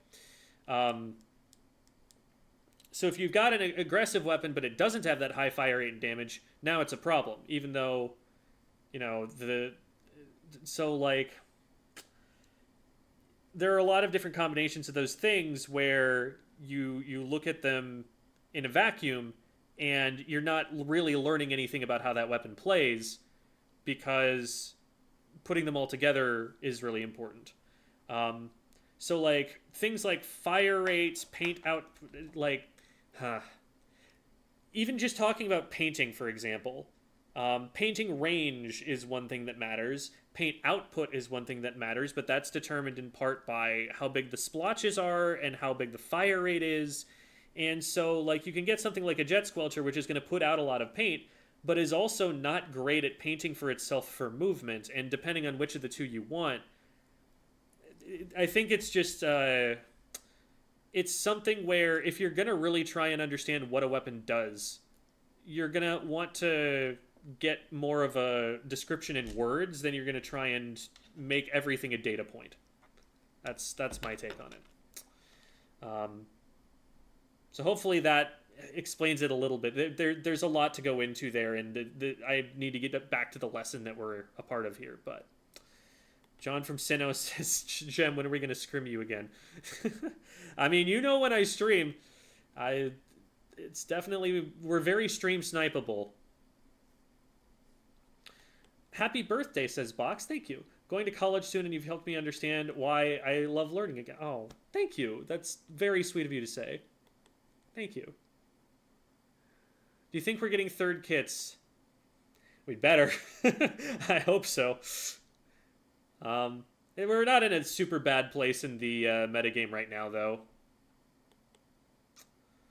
They're definitely... I'd like us to all have second kits before we get to the third kits, but I hope we get third kits. Hi, Mr. Gem. I'm new here. Welcome, Red. Just use tri-stringer in splat zones because on some maps it's annoying. Yeah. I think that one of the weakest things about the tri-stringer is its paint output, but there's a lot to be said about that. And hello, Tanzu. I'm actually Gem with a G, is how my tag is spelled. All right. And also welcome, Kadrian. I am so sorry for the weapon comp that you ended up having to play in this game. This just looks miserable. This one? So they've got a pretty well-balanced comp. They've got a good amount of paint. I guess they don't have a lot of bombs. Wow, they have 3 curling bombs. That's hilarious. So those aren't really going to be that significant in the way that lethal bombs usually are. They're more for mobility than anything. Mm-hmm. That's not to say they can't poke with them, just it's a lot less likely that they pose a threat. So other than that aspect, they have a good amount of paint coverage, a good amount of slaying power, but also a backliner to anchor them. On your side, you have 2 brushes. So that's already bad, because a brush is trying to be a skirmisher, a flanker, something that draws attention to one side of the map so that the rest of the team can push straight forward on the other side of the map. Well, the second brush doesn't want to be pushing straight in the front door. It would rather also be flanking. But if you have 2 players that are flanking, they're going to have to be flanking on opposite sides of the map from each other, and they're going to be isolated. They're going to leave the rest of the team undefended. They're also not going to be very impactful in terms of painting the zone. It's not to say that they paint poorly, because they're really good at painting like around themselves in a circle and getting their specials really quickly. Mm-hmm. But especially the ink brush, its range is just so short that it's dangerous for it to ever stand in a place where it can paint the zone. Again, it can paint the zone quickly if it's allowed to stand on the zone, but there's a heavy edit splatling that's going to be looking at it, and it outranges you as far as I'm aware. So there's not really much that's going to be stopping it from keeping that brush off the zone. And, it's going to be relatively unsafe for them to try and take it.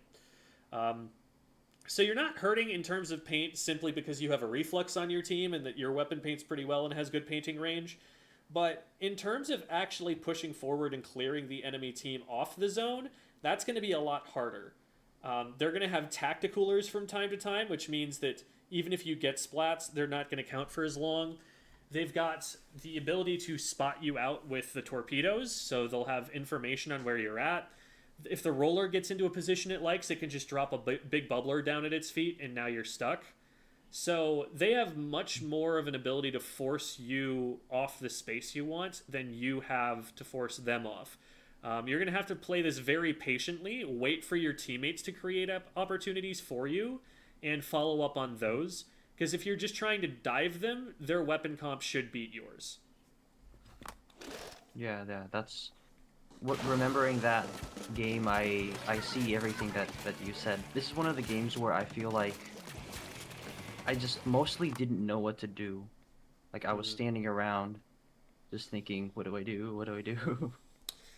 In a competitive setting, there's not much you can do. Like, if these are two evenly matched teams, theirs should win simply based on the weapons that they're playing. But the goal is to just figure out, all right, what can we do? And to do that as best you can. So one of the things that you really want to make sure is happening here is every time a brush goes in, they need to be supported. They need somebody who's going to shoot at the guy that's shooting at them. Because they don't have like a frontline weapon really to go in and draw attention someplace else. So they're going to be the ones who are going in first. And when they go in, they're going to be, the first player that anyone on the enemy team is going to see. They're all going to be outranged by literally every weapon on the enemy comp except the Octobrush versus the Junior. That's it. And so they are going to need someone with longer range than them to be kind of babysitting them, to be watching them as they go, so that when someone turns to shoot at the brush, you're shooting back at them. That's the main thing that you're hoping for here. This is a really aggressive play that you're making, and one thing that I was concerned about from the beginning here is that nobody else on your team is going here with you. So, like, we look here, you're very alone right now, which means that you need to play a certain way. That's not to say that you shouldn't play the opposite side of the map. There are definitely times where that's a good idea, but just looking at the map right here, consider some of the possibilities here. If you push too far forward, then you're just in view of the heavy edit splatling, and you lose that. That's a 100-0 matchup for them if they hit their shots. There's really nothing you can do about that. If you stay out of range of the heavy edit, but you stay here for too long, the dualies and the roller can paint up in mid and then cut you off from being able to retreat before your teammates get around the other side. That's also a concern here. So it's not a bad thing to be here in a vacuum, but you have to recognize at some point when the help, your team, isn't there with you, and knowing that, part of your job on this team comp is to be helping the brushes, maybe this isn't the kind of play that you want to be making. Maybe you don't want to be trying to play the off angles. But even, ignoring all of that, let's just assume you have a normal team comp for a second. If you're going to take this right-hand side, your goal is not to, hard engage. Your goal is not to get committed to something. Your goal isn't to get stuck. Because if you get stuck, well, you're just in a 2v1 and you're stuck in it, so you're going to lose. But if you have the ability to retreat from this position and waste their time, then they're disincentivized from going after you, because if they do go after you, then they just end up wasting a whole bunch of time and giving your team time to do whatever they want. Whereas if they don't go after you, then you get to flank them reactively. And that's sort of what you're hoping to do by being on the right-hand side like this when you're on the off angle, when you're on the weak side of the map for your team. So once you see that nobody else rolled out with you on your team, once you see there's no one in your peripherals or anything, what I would do before moving into mid at all is just paint up the area from the spinner that's rising up right now, paint up in mid a little bit, just get some space there. You don't care necessarily that the enemy team knows you're there because you're playing the weak side. You're not going to really be trying to hard commit to anything yet anyway. And if they look at you, then that just means, again, your teammates on the other side of the map have some time to work something out. But while you're painting, be collecting information and figuring out where the fight is about to happen. That's the important part here. We need to know where the fight's going to be so that we can be in a position to impact it. And we only want there to be one fight at a time. We don't want to start a fight on our own while our teammates are fighting elsewhere, because then we have no help and it's just a coin flip. You want to avoid coin flips. You want to take weighted coin flips. You want to make it so that if you're going to take a fight at all, it's going to be a fight that you have an advantage in. if you and your teammates collapse properly on the dualies and the roller here, you could potentially have a 3v2 before, the junior and the heavy edit have a chance to really get involved in it. And good awareness lets you spot where those players are headed. Maybe you pop the map open and see where the lines of ink are and realize, oh, wait, nobody's stopping me from going into mid, so I'm going to do that real quick and get their attention, and then the brushes can follow up or something. You could also look around while you're painting and see the names of your teammates and where they're setting up and where it looks like they're about to crash into the enemy team. That's kind of how you want to decide on your positioning, is having up to the second information for as long as you can before you have to start focusing on the engagement itself. And in the meantime, while you're collecting that information, you're setting yourself up to have a successful fight by painting around you so that you have room to move when it happens. So what I'm worried about here is exactly what's just happening right now. You're now cut off from your escape route. The roller has stopped you from backing up. So at this point, it's up to you individually to be in a position where you can survive long enough for your teammates to get here or long enough for you to get out. I definitely don't like this second line that you paint here that you've just moved into, because look at your camera right now. Just think about what it is you can see and think about what's missing from this picture. We know from looking at the overhead that the dualies and the roller are in mid, moving towards you actively right now. But you have no vision on this. What you always want to do on Sturgeon in this particular part of the map is be rotating rotating the camera, because unless someone got over the ledge that's directly in front of you here, the ledge that you painted a line toward, unless someone on the enemy team has already gotten up there, there's no threat on the right-hand side. Absolutely zero thing that you have to worry about. So the entire right 1/3 of your screen is completely useless information to you. You know that there's nobody there. So take that extra third of the screen, shift it left, and just have the camera there the whole time that you're in this area, so that you're able to see that someone's coming in, through mid before they arrive. Because then this doesn't happen to you. Then you're not turning and realizing, oh crap, I can't back up right now. If they play this well, they should be able to collapse on you and splat you. It doesn't look like they do that yet. But between the two of them, that should have worked out. Now, what in the world is happening that there's already a power clam going in? How did that work? That should not have happened.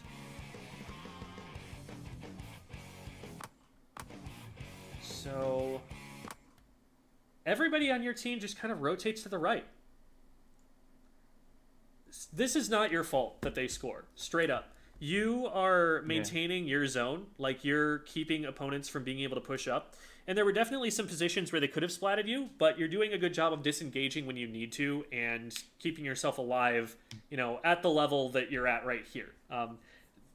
Players, at a higher competitive level would have been able to track you down and splat you for that, but you got out okay, you're alive, and you kept them from being able to use the right side to get to your basket. That was your job.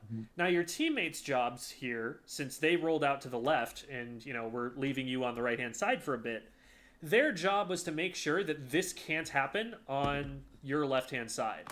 That the roller can't just, get in and do this. I'm especially confused why the Octobrush decided to back up right when the power clam got made. They weren't even, swinging at that brush, so I don't know why they didn't just splat them while they're throwing it in.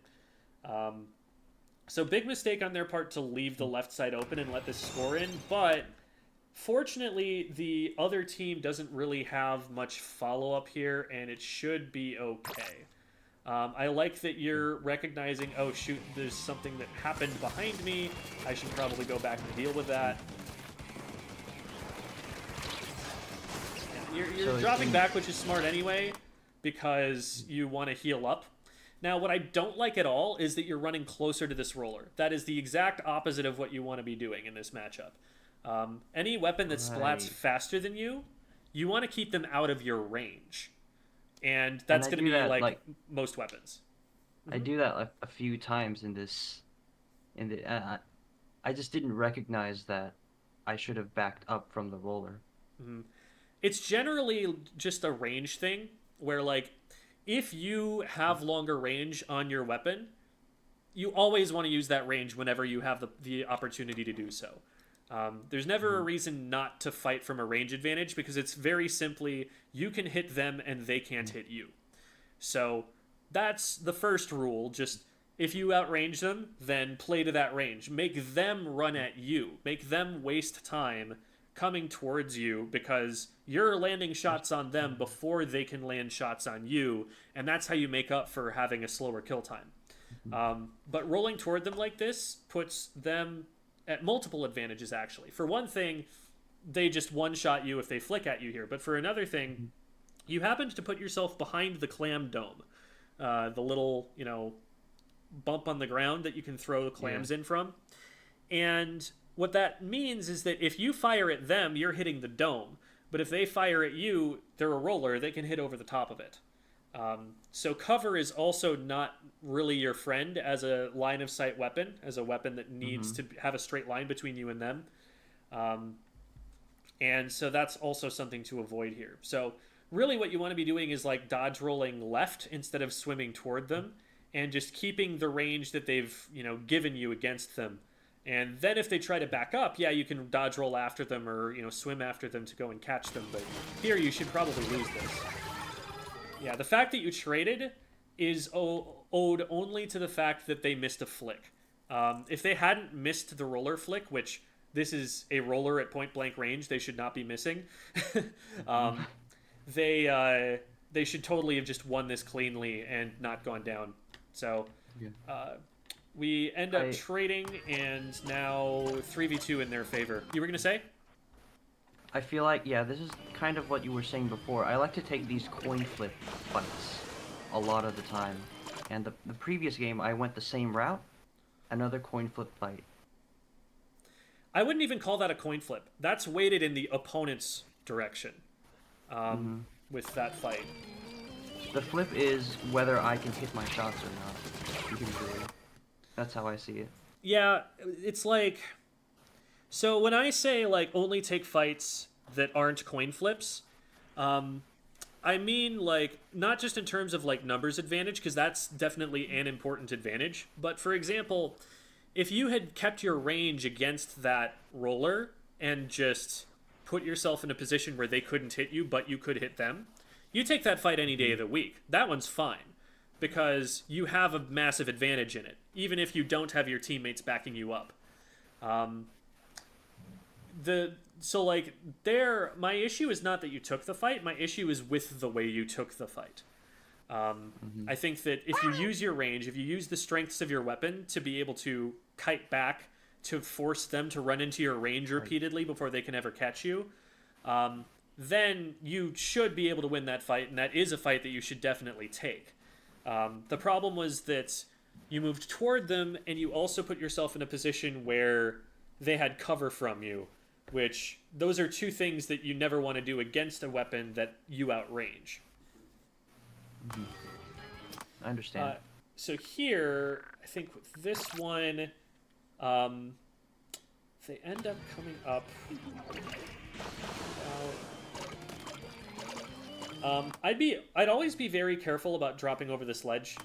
You never know if somebody has come up the ramp. Like you can see, only once you dropped over the ledge did you see the yellow line on your left. I would always, first of all, turn my camera straight to the left and then swim up to the point where I'm not around the corner yet, but my camera can see around the corner and see if there's anybody there first. And then once I know that that's clear, then I move forward and start dealing with what's in the basket area. But because they're there, they can get in, and now they're on top of us because instead of looking for it, we put ourselves in their range first. If you dodge roll backwards, you actually probably still get out of their range and win this cleanly. But because we stayed too close to them, we're going to end up losing that there.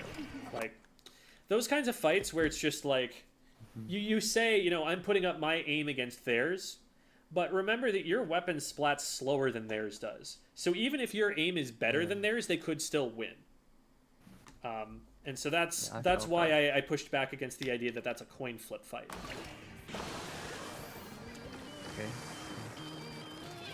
Yeah, you're right. If you want to run something like a 52 gal or a splatter shot, then yeah, that's really good positioning for playing one of those kinds of weapons, because those weapons have really fast kill times, and they are a little bit shorter range, and they like getting on top of an opponent like that.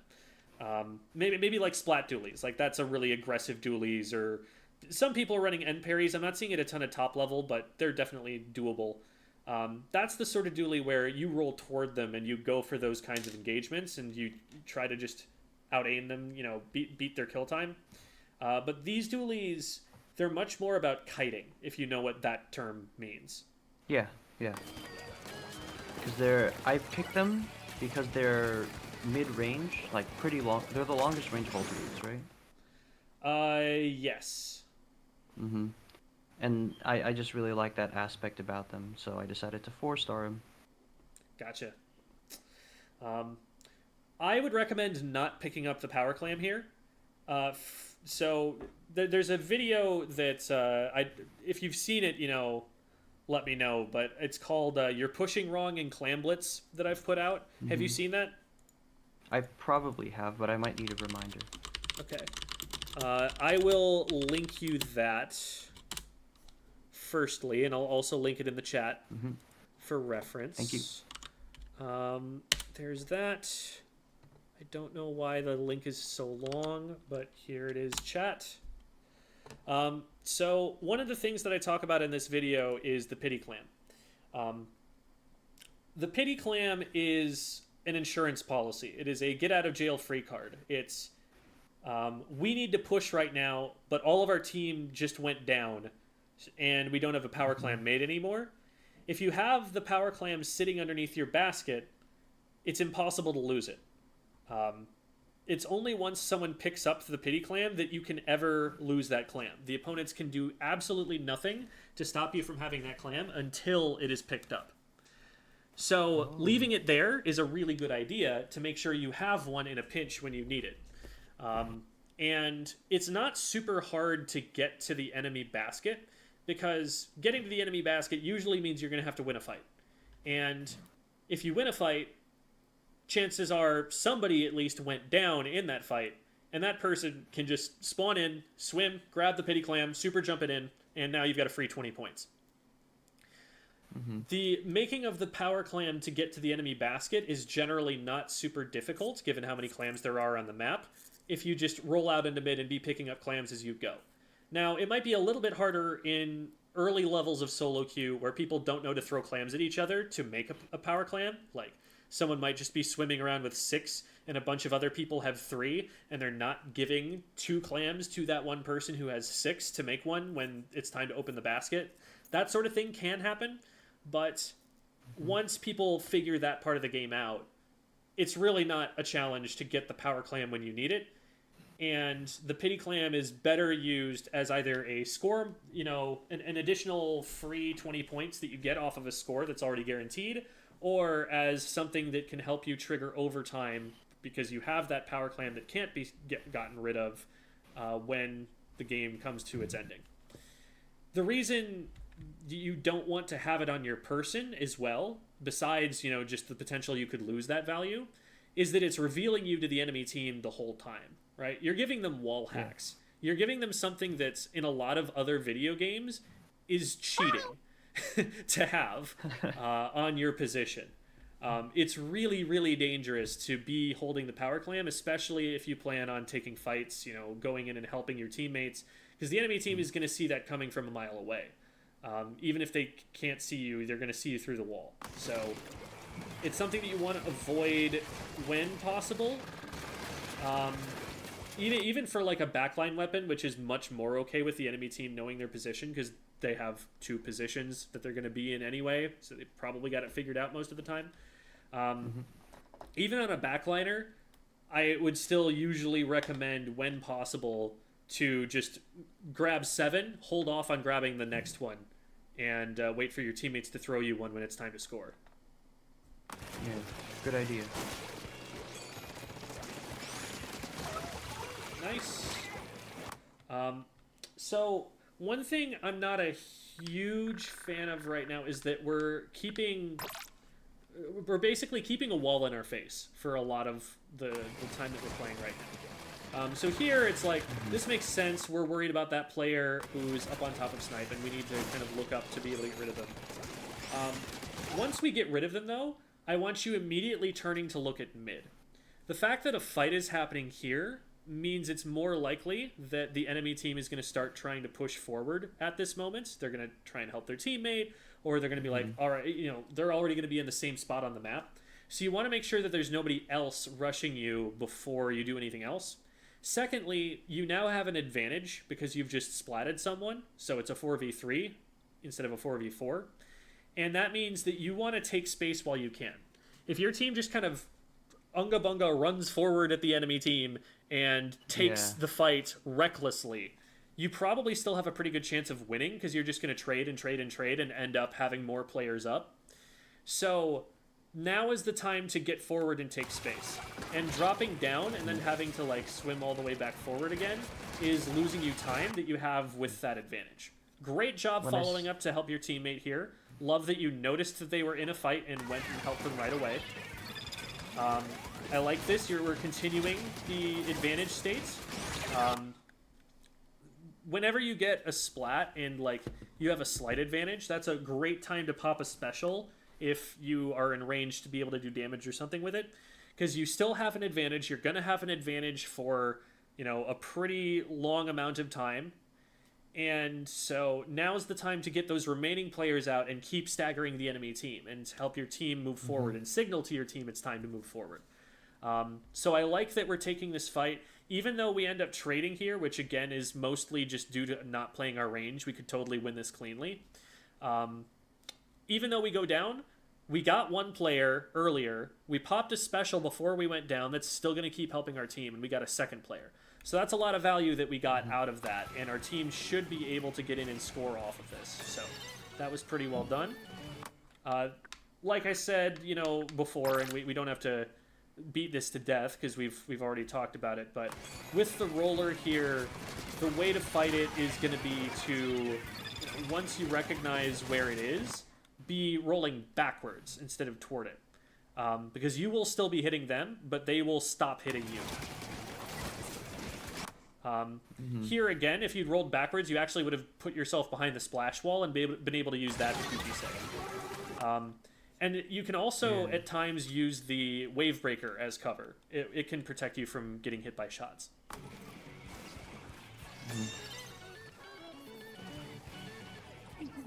So it looks like we're not going to get much more than that. We had our teammates kind of move in one at a time while the score was happening. This is a really dangerous jump. On one hand, like, your teammate at that moment probably looked like they were safe because they were in a bunch of blue ink. But what you also want to factor in is look at where enemy ink is versus where our ink is, and consider that we just lost a fight. That, you know, the enemy team is at an advantage right now. The enemy team is going to push forward. They're going to take more space. So what might be safe right at this second will not be safe later. It's like, yeah, Crystal right now, probably safe. But you look at what happens in the seconds that you're jumping in, and all of a sudden there actually is someone on your jump. I just feel very safe because I'm playing dualies. So usually when I jump, I roll immediately. So that's kind of a habit that I have, to jump in maybe safe places and roll just in case. Yeah, you can get away with some less safe jumps than most players, but I do think the only reason that you're alive right now is that they took out your teammate that you were jumping to first. I think if they had decided to focus you, they could have just splatted you. So, based on that, is there really anything I should be looking for that's different with dualies than with regular weapons when jumping in? It's more just like you make a little bit of an adjustment in terms of what you know you can get away with. I don't think there's any weapon that really should have been able to get away with that jump. I think that, again, like, you didn't go down individually, but again, that's only because your team lost a player, and so it was just like an equivalent exchange. They got your teammate, they could have gotten you, they just arbitrarily chose your teammate. You don't want to put yourself in a position where they could have gotten you. So that was a little bit unsafe, and the big thing to look out for, like I said, is who's got the advantage and where is the paint right now. You know, what helps a lot with that is every time you're splatted, just have the map open the entire time that you're splatted, and just look at how the overall shape of the ink changes. Where are the battle lines? Where does blue meet orange? And you start to kind of just intuitively see from looking at those macro scale patterns, like, here is how much space I need to have between me and the enemy team in order for a jump to be safe. Understood. Nice pick. I like that you took that position because you're one of the longest ranged weapons on the team. I like that you spotted that opponent, you took him out, and then you changed positions so that the opponents couldn't capitalize on the information they had about you. I like that we're also pushing forward now that we've gotten a player, because even though they had Tacticooler, we still do have a slight numbers advantage on the field. We can get another one, get a fight going or something. We're in good shape. We see this player on the left. Let's see how we respond to that.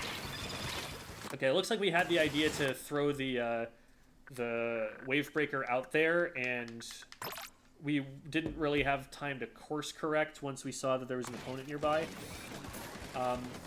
I would be... So we know that there's someone over there because there's a torp that got thrown from there. There's another one. And we see them here running away. At this point, if I'm going to use the wave breaker, I'm going to back up first so that they can't get on top of me during the time that I'm vulnerable from throwing that. Or I'm just going to use my main weapon and shoot people. Because we kind of both move forward like you would want to if you were trying to shoot at the player who's retreating, and through the wave breaker, which meant that we weren't actually stopping them from just shooting back at us. Probably should get splatted there. There's also, given what happened earlier in the game, where someone with a power clan just kind of walked in past our team, seeing that there's this power clan that's getting this close to our basket right now, we should probably be turning our attention to that before we do anything else.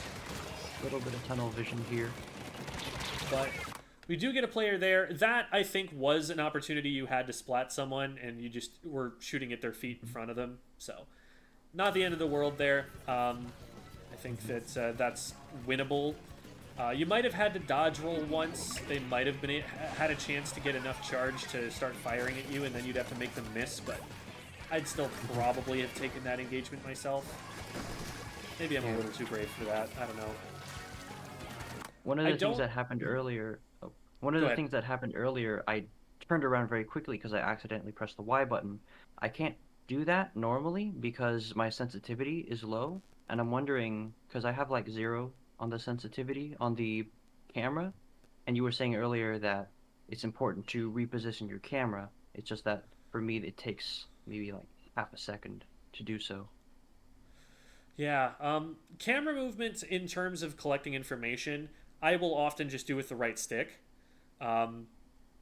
But in terms of, I do think as like a weapon that's going to be taking frontline kinds of engagements, or, you know, ever getting into fights, basically, a weapon that's not like an A-leader, I do think it's important for you to be able to do quick 180s. So I'd say 0 is probably a bit lower than I would recommend. I personally have max sensitivity, and I don't even necessarily recommend that. I see a lot of top players preferring more like a 3.5 to a 4. But that's still, you know, well above where you're at. I would recommend generally most weapons getting a little bit higher than that. You know, maybe try out at least like a 2 or a 2.5 if you want a lower sensitivity. But 3.5 is generally the sweet spot that I've seen among like top level frontline and midline players. I see. I heard it's something you just have to get used to. Yeah, like you had to get used to motion controls. You'll have to get used to this. Gotcha. I had something I wanted to say about that. Let's rewind for a second. So speaking of camera control, this is you facing your own basket. As soon as you see that that player went down, I want you turning your camera back around, because you've got your back to the enemy team and you're standing up out of the ink.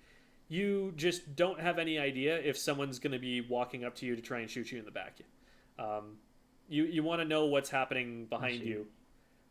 Just like think for a second about like how close an opponent could get to you without actually appearing on your camera right now. They could be within like sploosh range of you, and you wouldn't be able to see them. Yeah. And we stay with our camera turned behind like that for a really long time.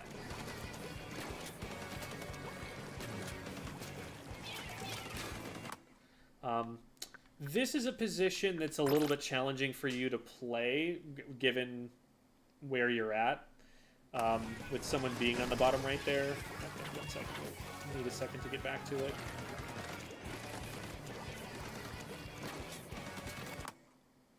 But so we decided to start going over here. I like that you turn your camera there so that we can see what it is we're looking at, and we can also see the spinner. So if anybody shows up over there, we're going to know about it.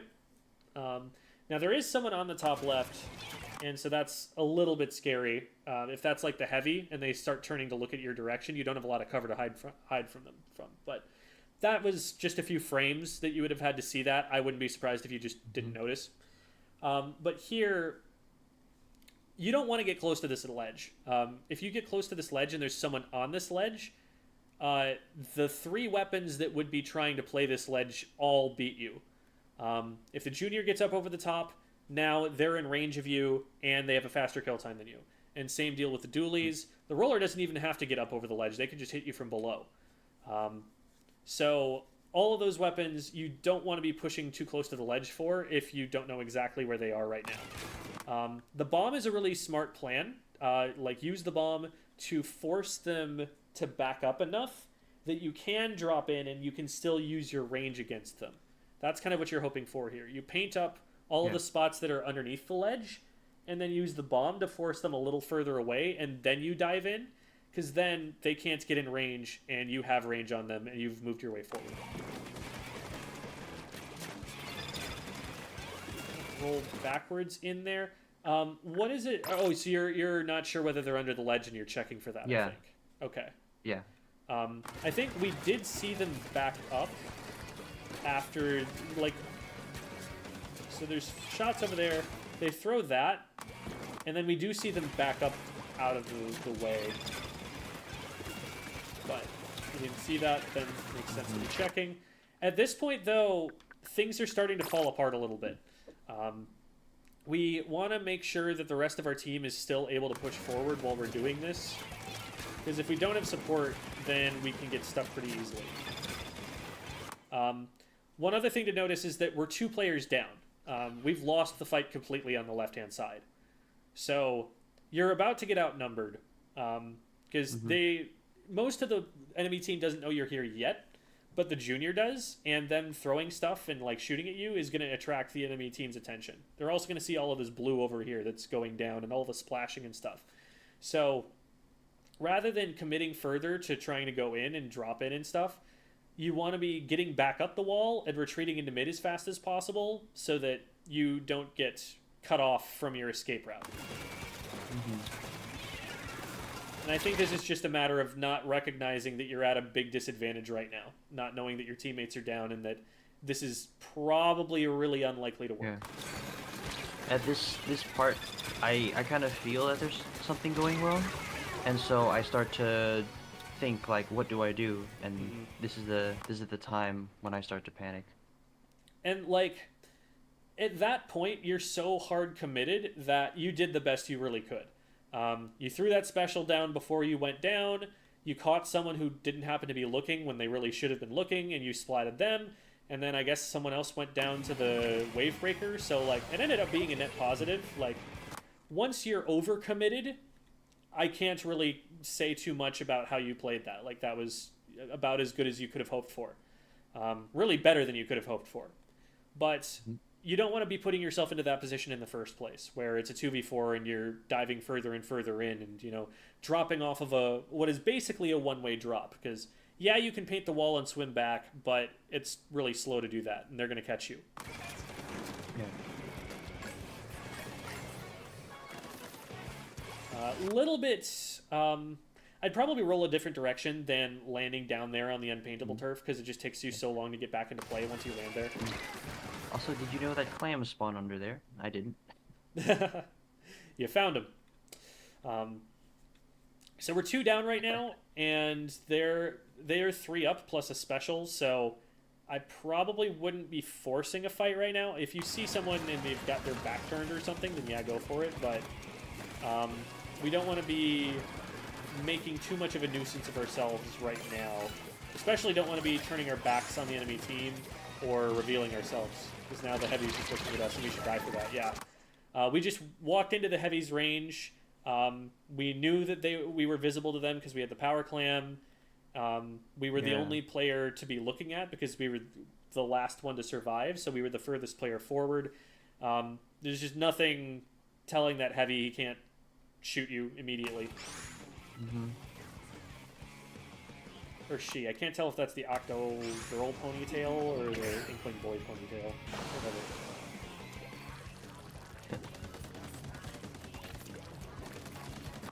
Whatever. I would want to know what's going on the right side of the map right now. I'm worried that someone's going to be moving in toward the basket from there. We know that there is someone moving into the basket from the left side right here. So I probably wouldn't spend this much time painting up for special before I'm collecting information and trying to have an impact on the game. A bomb thrown into pit, even that much, would have made a big difference, I think, in that fight.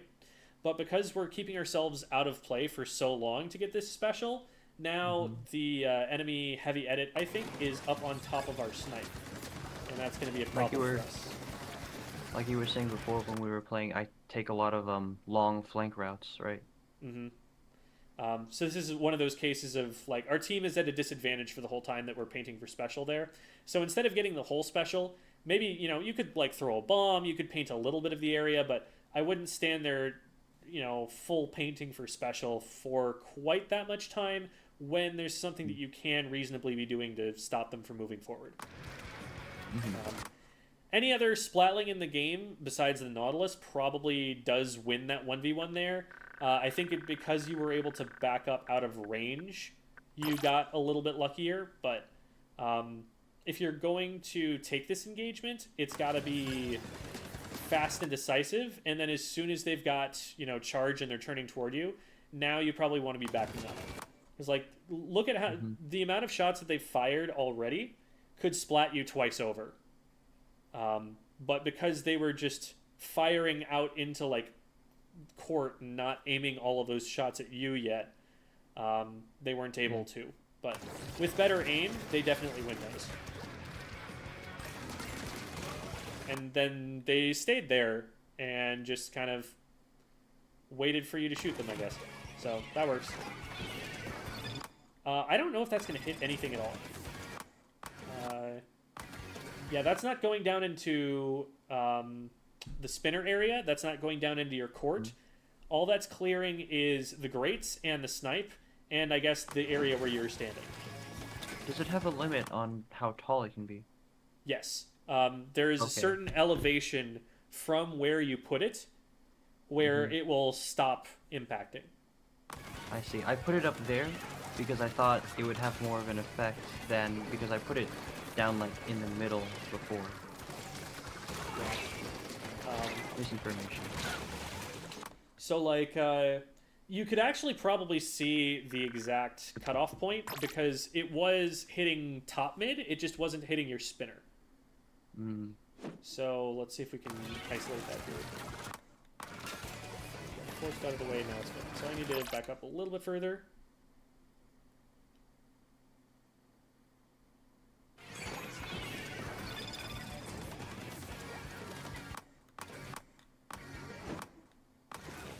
Walls in the way. So we should be able to see it here. There. Right there on top mid, you see how the blue line doesn't go all the way down the ramp? Oh, yeah. So that's the cutoff point right there. Between that and snipe is how much depth you have on it. And after that point, it's just not going to hit anything. Noted.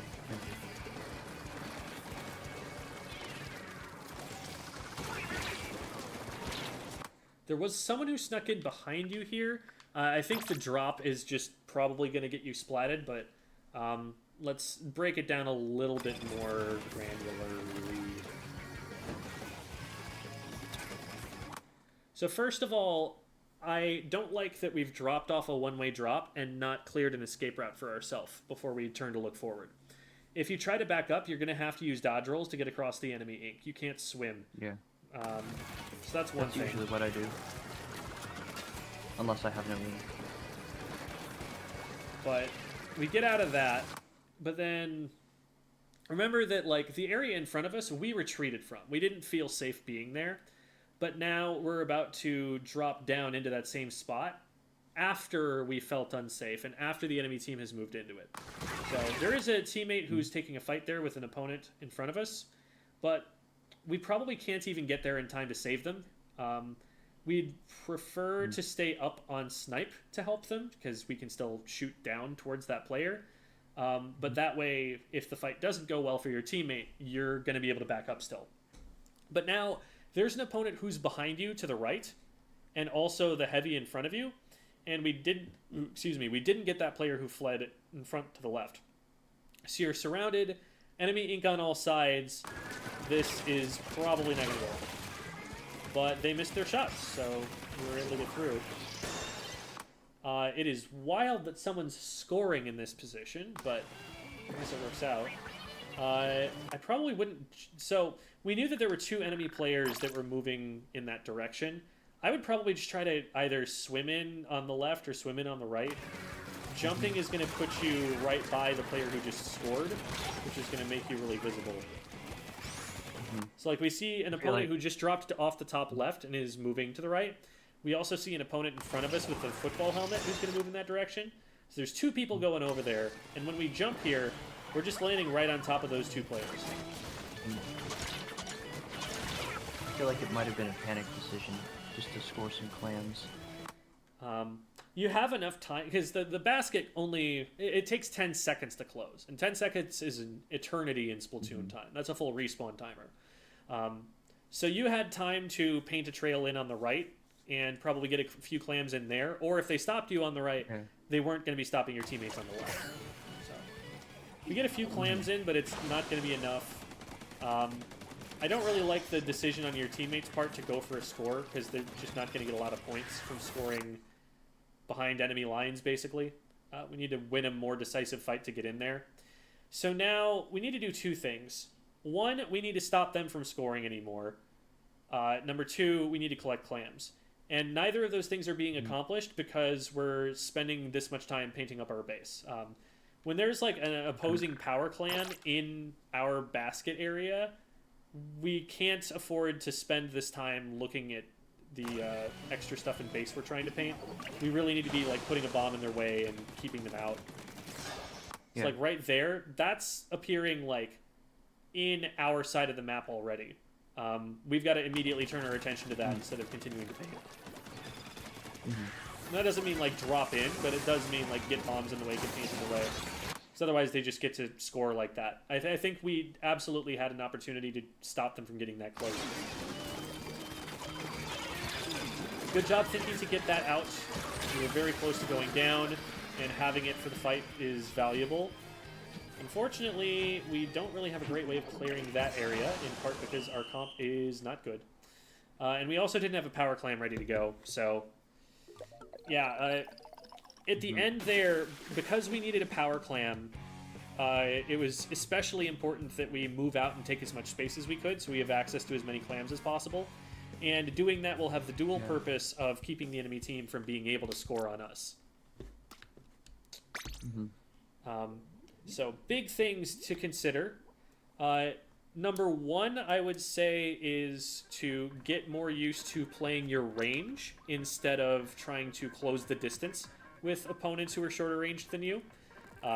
Kite them instead of trying to like out-aim them, given that you have to out-aim way harder than they have to out-aim to be able to win. Number 2, play around the advantage states. So know when your opponents are outnumbered and take advantage of that, but also know when you're outnumbered and back up when that's happening.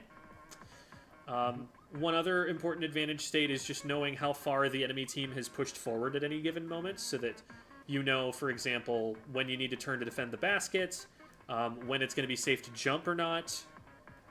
So those are things to always be keeping track of, and one of the things that's going to help with that is if you keep the map open the entire time you're splatted. And then after that, I didn't see you using jump tech. Do you know what jump tech is? I've seen it, but I haven't like found a way. I'm not sure what advantage it gives me. Okay, so let's work on that here. All right. Because whenever I use it, I just get splatted. Like I stand still for too long. So I'm going to really quickly share my screen so that in the Discord, yep, so that you're able to. Hello, why is it not showing up as a screen that I can share? Oh, please don't crash again on me, Discord. That would be so annoying. Well, I do have the stream up on my other stream. There. Look at that on Discord. Gotcha. So, one of the things about dualies is that when you dodge roll a certain number of times, you're going to get stopped, right? I'm mashing the B button this whole time, but you can see that there are some moments where I'm kind of frozen. And that's where you're really vulnerable. Now, you're less vulnerable on the dually squelchers in particular, because they have this weird slide thing that they do, where I'm, like, still moving to the right, you can see, as I do that. So that helps a lot, but ultimately, it's still not enough to stop, like, someone with competitive level aim. So what you want to be doing to prevent yourself from freezing is using jump tech. Jump tech makes it so that you're constantly moving, but you're also able to use your dodge rolls. So what you do is you dodge roll once, and then, unique to the dually squelchers, the dodge roll is short enough that you actually still stay in turret mode with single reticle mode active while you're jumping. So you can see, like, I'm going to roll and then jump, and I still have single reticle for a while I'm in the air. I understood that part, but not And so that's the first part of it. That's one advantage of it, that you're moving while in turret mode. But then what you do after that is you jump, dodge roll again, and then jump, dodge roll again. And because of how long you're in the air, you'll never actually freeze in the dodge rolls. You can just kind of keep doing this until you run out of ink. You'll never get into this stuck position. Instead, you'll be moving up and down, or left and right, the entire way that you move back. And so this lets you more effectively move backwards, and actually move backwards more, while you're trying to avoid someone getting in range of you. Because instead of... It's like a kiting tactic. Right.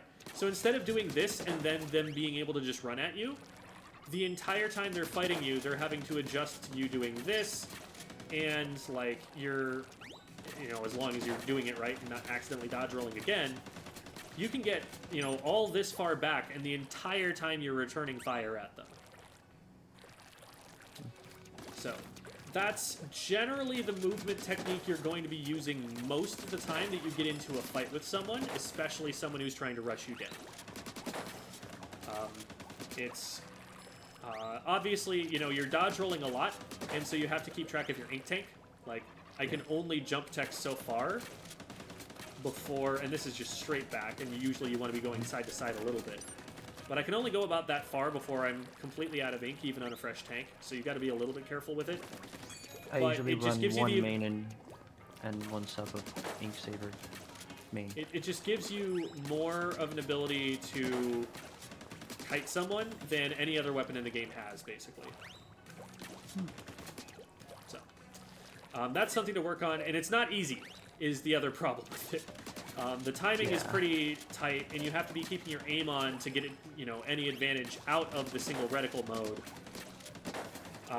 So it's useful, for example, to be aiming a little bit down because you're going to be jumping.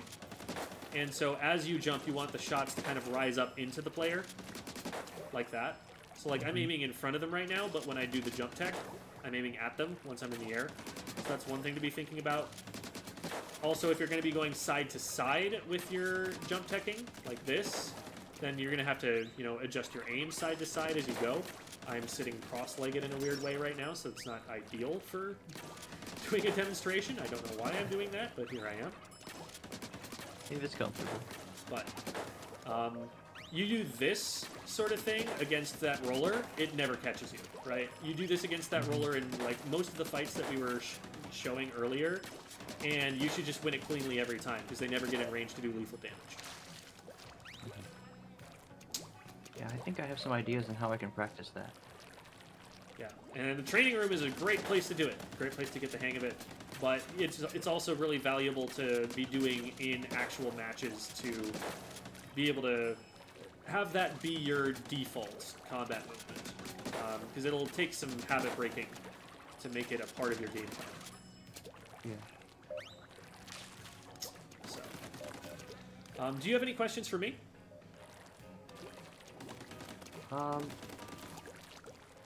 Not really. I mean, one thing I thought of asking maybe was if there are any weapons that might complement a playstyle like mine. So I generally recommend that people pick a weapon that either has very similar mechanics to what they already play or very similar positioning. So in terms of mechanics, we could talk about, there are the Gloogadoolies. I think that the Dually Squelchers are a little bit better than the Gloogadoolies in general, so it's not like a massive recommendation for me or anything, but they're there. The Tetradoolies are vastly different playstyle, but the mechanics will carry over pretty well. And given that you like flanking, this might be a little bit more your speed. But the Tetras are extremely aggressive. They are probably the single most aggressive weapon in the entire game. The only other thing I could think of would be like the Sploosh. These things go in and they feed. They turbo feed. They're willing to take trades. So it's very much not the zoning playstyle, the kiting playstyle that you get from the Dually Squelchers. And depending on which of those you prefer, you'd probably want to go with one or the other. You wouldn't really necessarily play both at the same time. At top level, the Dually Squelchers get a bit more aggressive, but never Tetris level aggressive. So that's one thing to think about. In terms of play style, the Dually Squelchers are probably most similar to something like a sloshing machine or a rapid blaster. There's something that draws your attention to an area, but then are like, haha, you can't run at me because I win. I just back up and shoot at you and you lose when I do that. Haha. Different mechanics in terms of, learning how the slosh works, learning how the blaster shot is aimed and the fire rate of that and everything and movement. But those weapons are a bit more similar in terms of how the main weapon will take 1v1s. In terms of the specials, Wavebreaker is really not. Both of the specials are very mediocre on the Dually Squelchers, so I don't feel like you're actually really trying to find something that plays exactly the same as them. Sloshing Machine would be like a good example of like a special that does basically the job that chumps are trying to do, but better in a lot of ways. There are some ways where chumps do more. They paint a little bit more. They are active for longer. So there is that. Maybe Inkstorm would be a little bit closer, I guess. But still, you know, circular displacement special, good for getting the rest of your team in on a midline weapon that's, you know, going to be in a good position to use it. You used your special for continuation earlier. That's a term that FLC uses, which is you gotta pick, and then to try and maintain your advantage, you pop the special right away to continue engaging the enemy team. That's exactly what the sloshing machine is all about. You get a pick with the main weapon, just immediately pop your booyah bombs so that they can't possibly trade you back, because now they have to shred your booyah armor. And then you have a special to get your team even further in than you already got them by getting the pick. So that would be a strong candidate in terms of playstyle, but again, completely different mechanically, and it's kind of up to you to decide how it is that you want to approach the game based on that. You also have stuff like the longer range shooters, so something like a 96 is really good right now for Kraken stuff. So if that's something, it'd be a little bit more mechanically similar, still a similar range, just pretty different playstyle because of having the wall and also being the Kraken cheeser. But you got a lot of options there, and it depends on what it is you're really interested in trying to do with the weapon.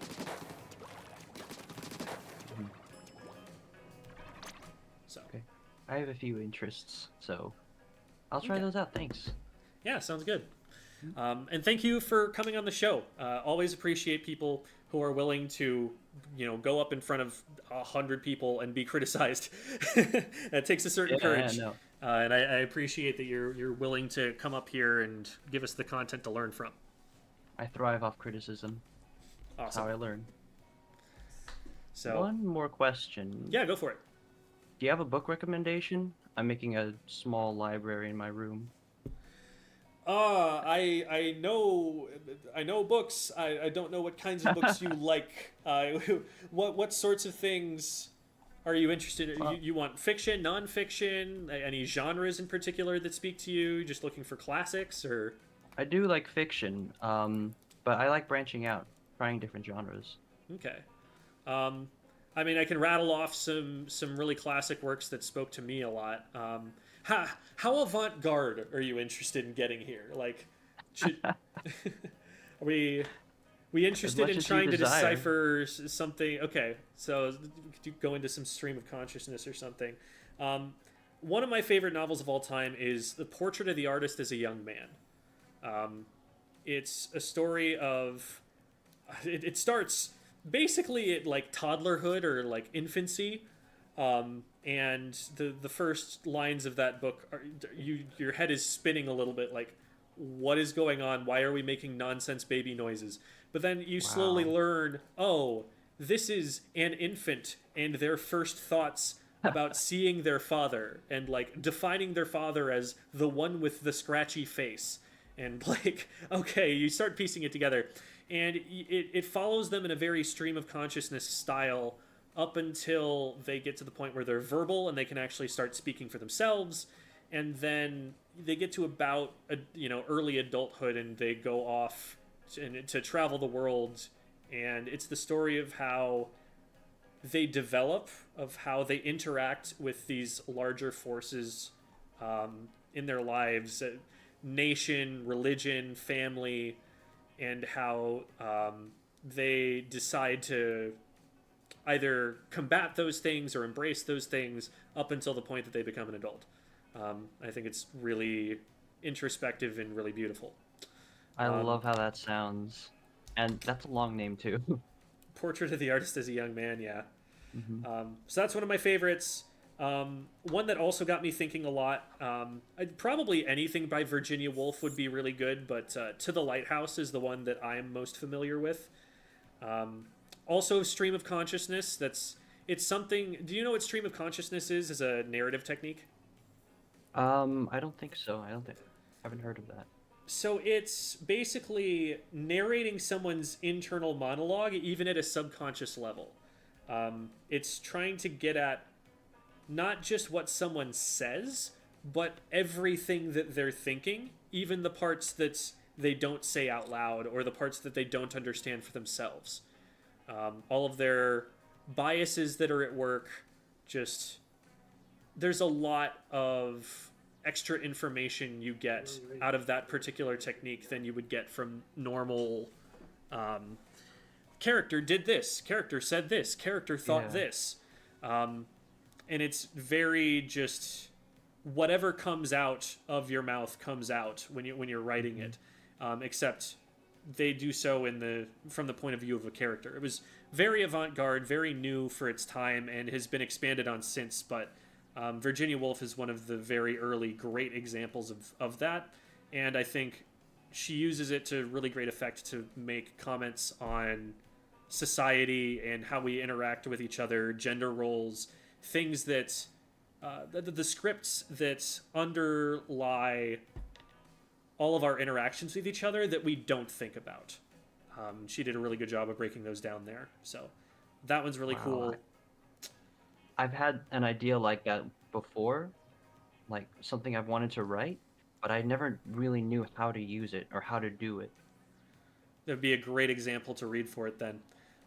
Thank you. Then I'm also a fan of Clockwork Orange. I'm a fan of One Flew Over the Cuckoo's Nest. Those are a bit more standard. Okay, Clockwork Orange, there's a lot of... there's an invented language, basically. There's, like, slang that doesn't really exist. That you have to piece together as a puzzle a little bit early on. But by the first couple chapters, you've probably figured out what most of it means. And like you more than kind of Watership Down? Or... More than Watership Down. I'm trying to remember... That also has a sort of invented language. I've read... Watership Down is the rabbits, right? Yes. It'll be a lot more than that, but you'll be able to figure it out. It'll be a little disorienting at first, but you could maybe just go and read like the first page of it online or something and see. There are going to be a lot of words there you don't know, but then you'll see that word again, 5 pages later. You'll be able to cross-reference them and be like, okay, so in context it means this, and from there you'll be good. Sounds great. I can use them in my daily vocabulary to confuse people. Haha. Maybe not, because a lot of them are like drugs, but... Ah, dang. Yeah. It's a very dark and frightening story of a very evil person in Clockwork Orange. Let's see. Animal Farm is really cool. I've taught that a lot. And it's very relevant to this day. Mm-hmm. If you're looking for something lighter, easier to read at least, Phantom Tollbooth is great. Really love that one. That one never really gets old. Like, I enjoyed it as a child. I enjoy it as an adult. It's just very universal. So hopefully that's at least a few suggestions there. I'm sure I could keep going on, but that's a start. Alrighty. So, thank you very much, and thank you everybody for watching. That's gonna be the end here of our stream. I'm gonna go and raid out to... Let's see who's live right now. Let's go and raid Milana. Milana's in just chatting mode, but I imagine at some point she's probably going to end up going and playing Splatoon. Maybe not.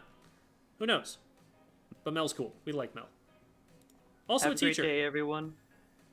Yeah, have a good one. Here are my links. If you are interested in a VOD review like this, you can find the Discord server where you will DM me there. So just DM me on Discord and we're good to go. I also do lessons through Metafy, so you can find them there as well. There's all of my content is there, my Twitter, all the stuff. So go click on that if you are interested in more. But we're going to go and say hi to Milana for now. School's out!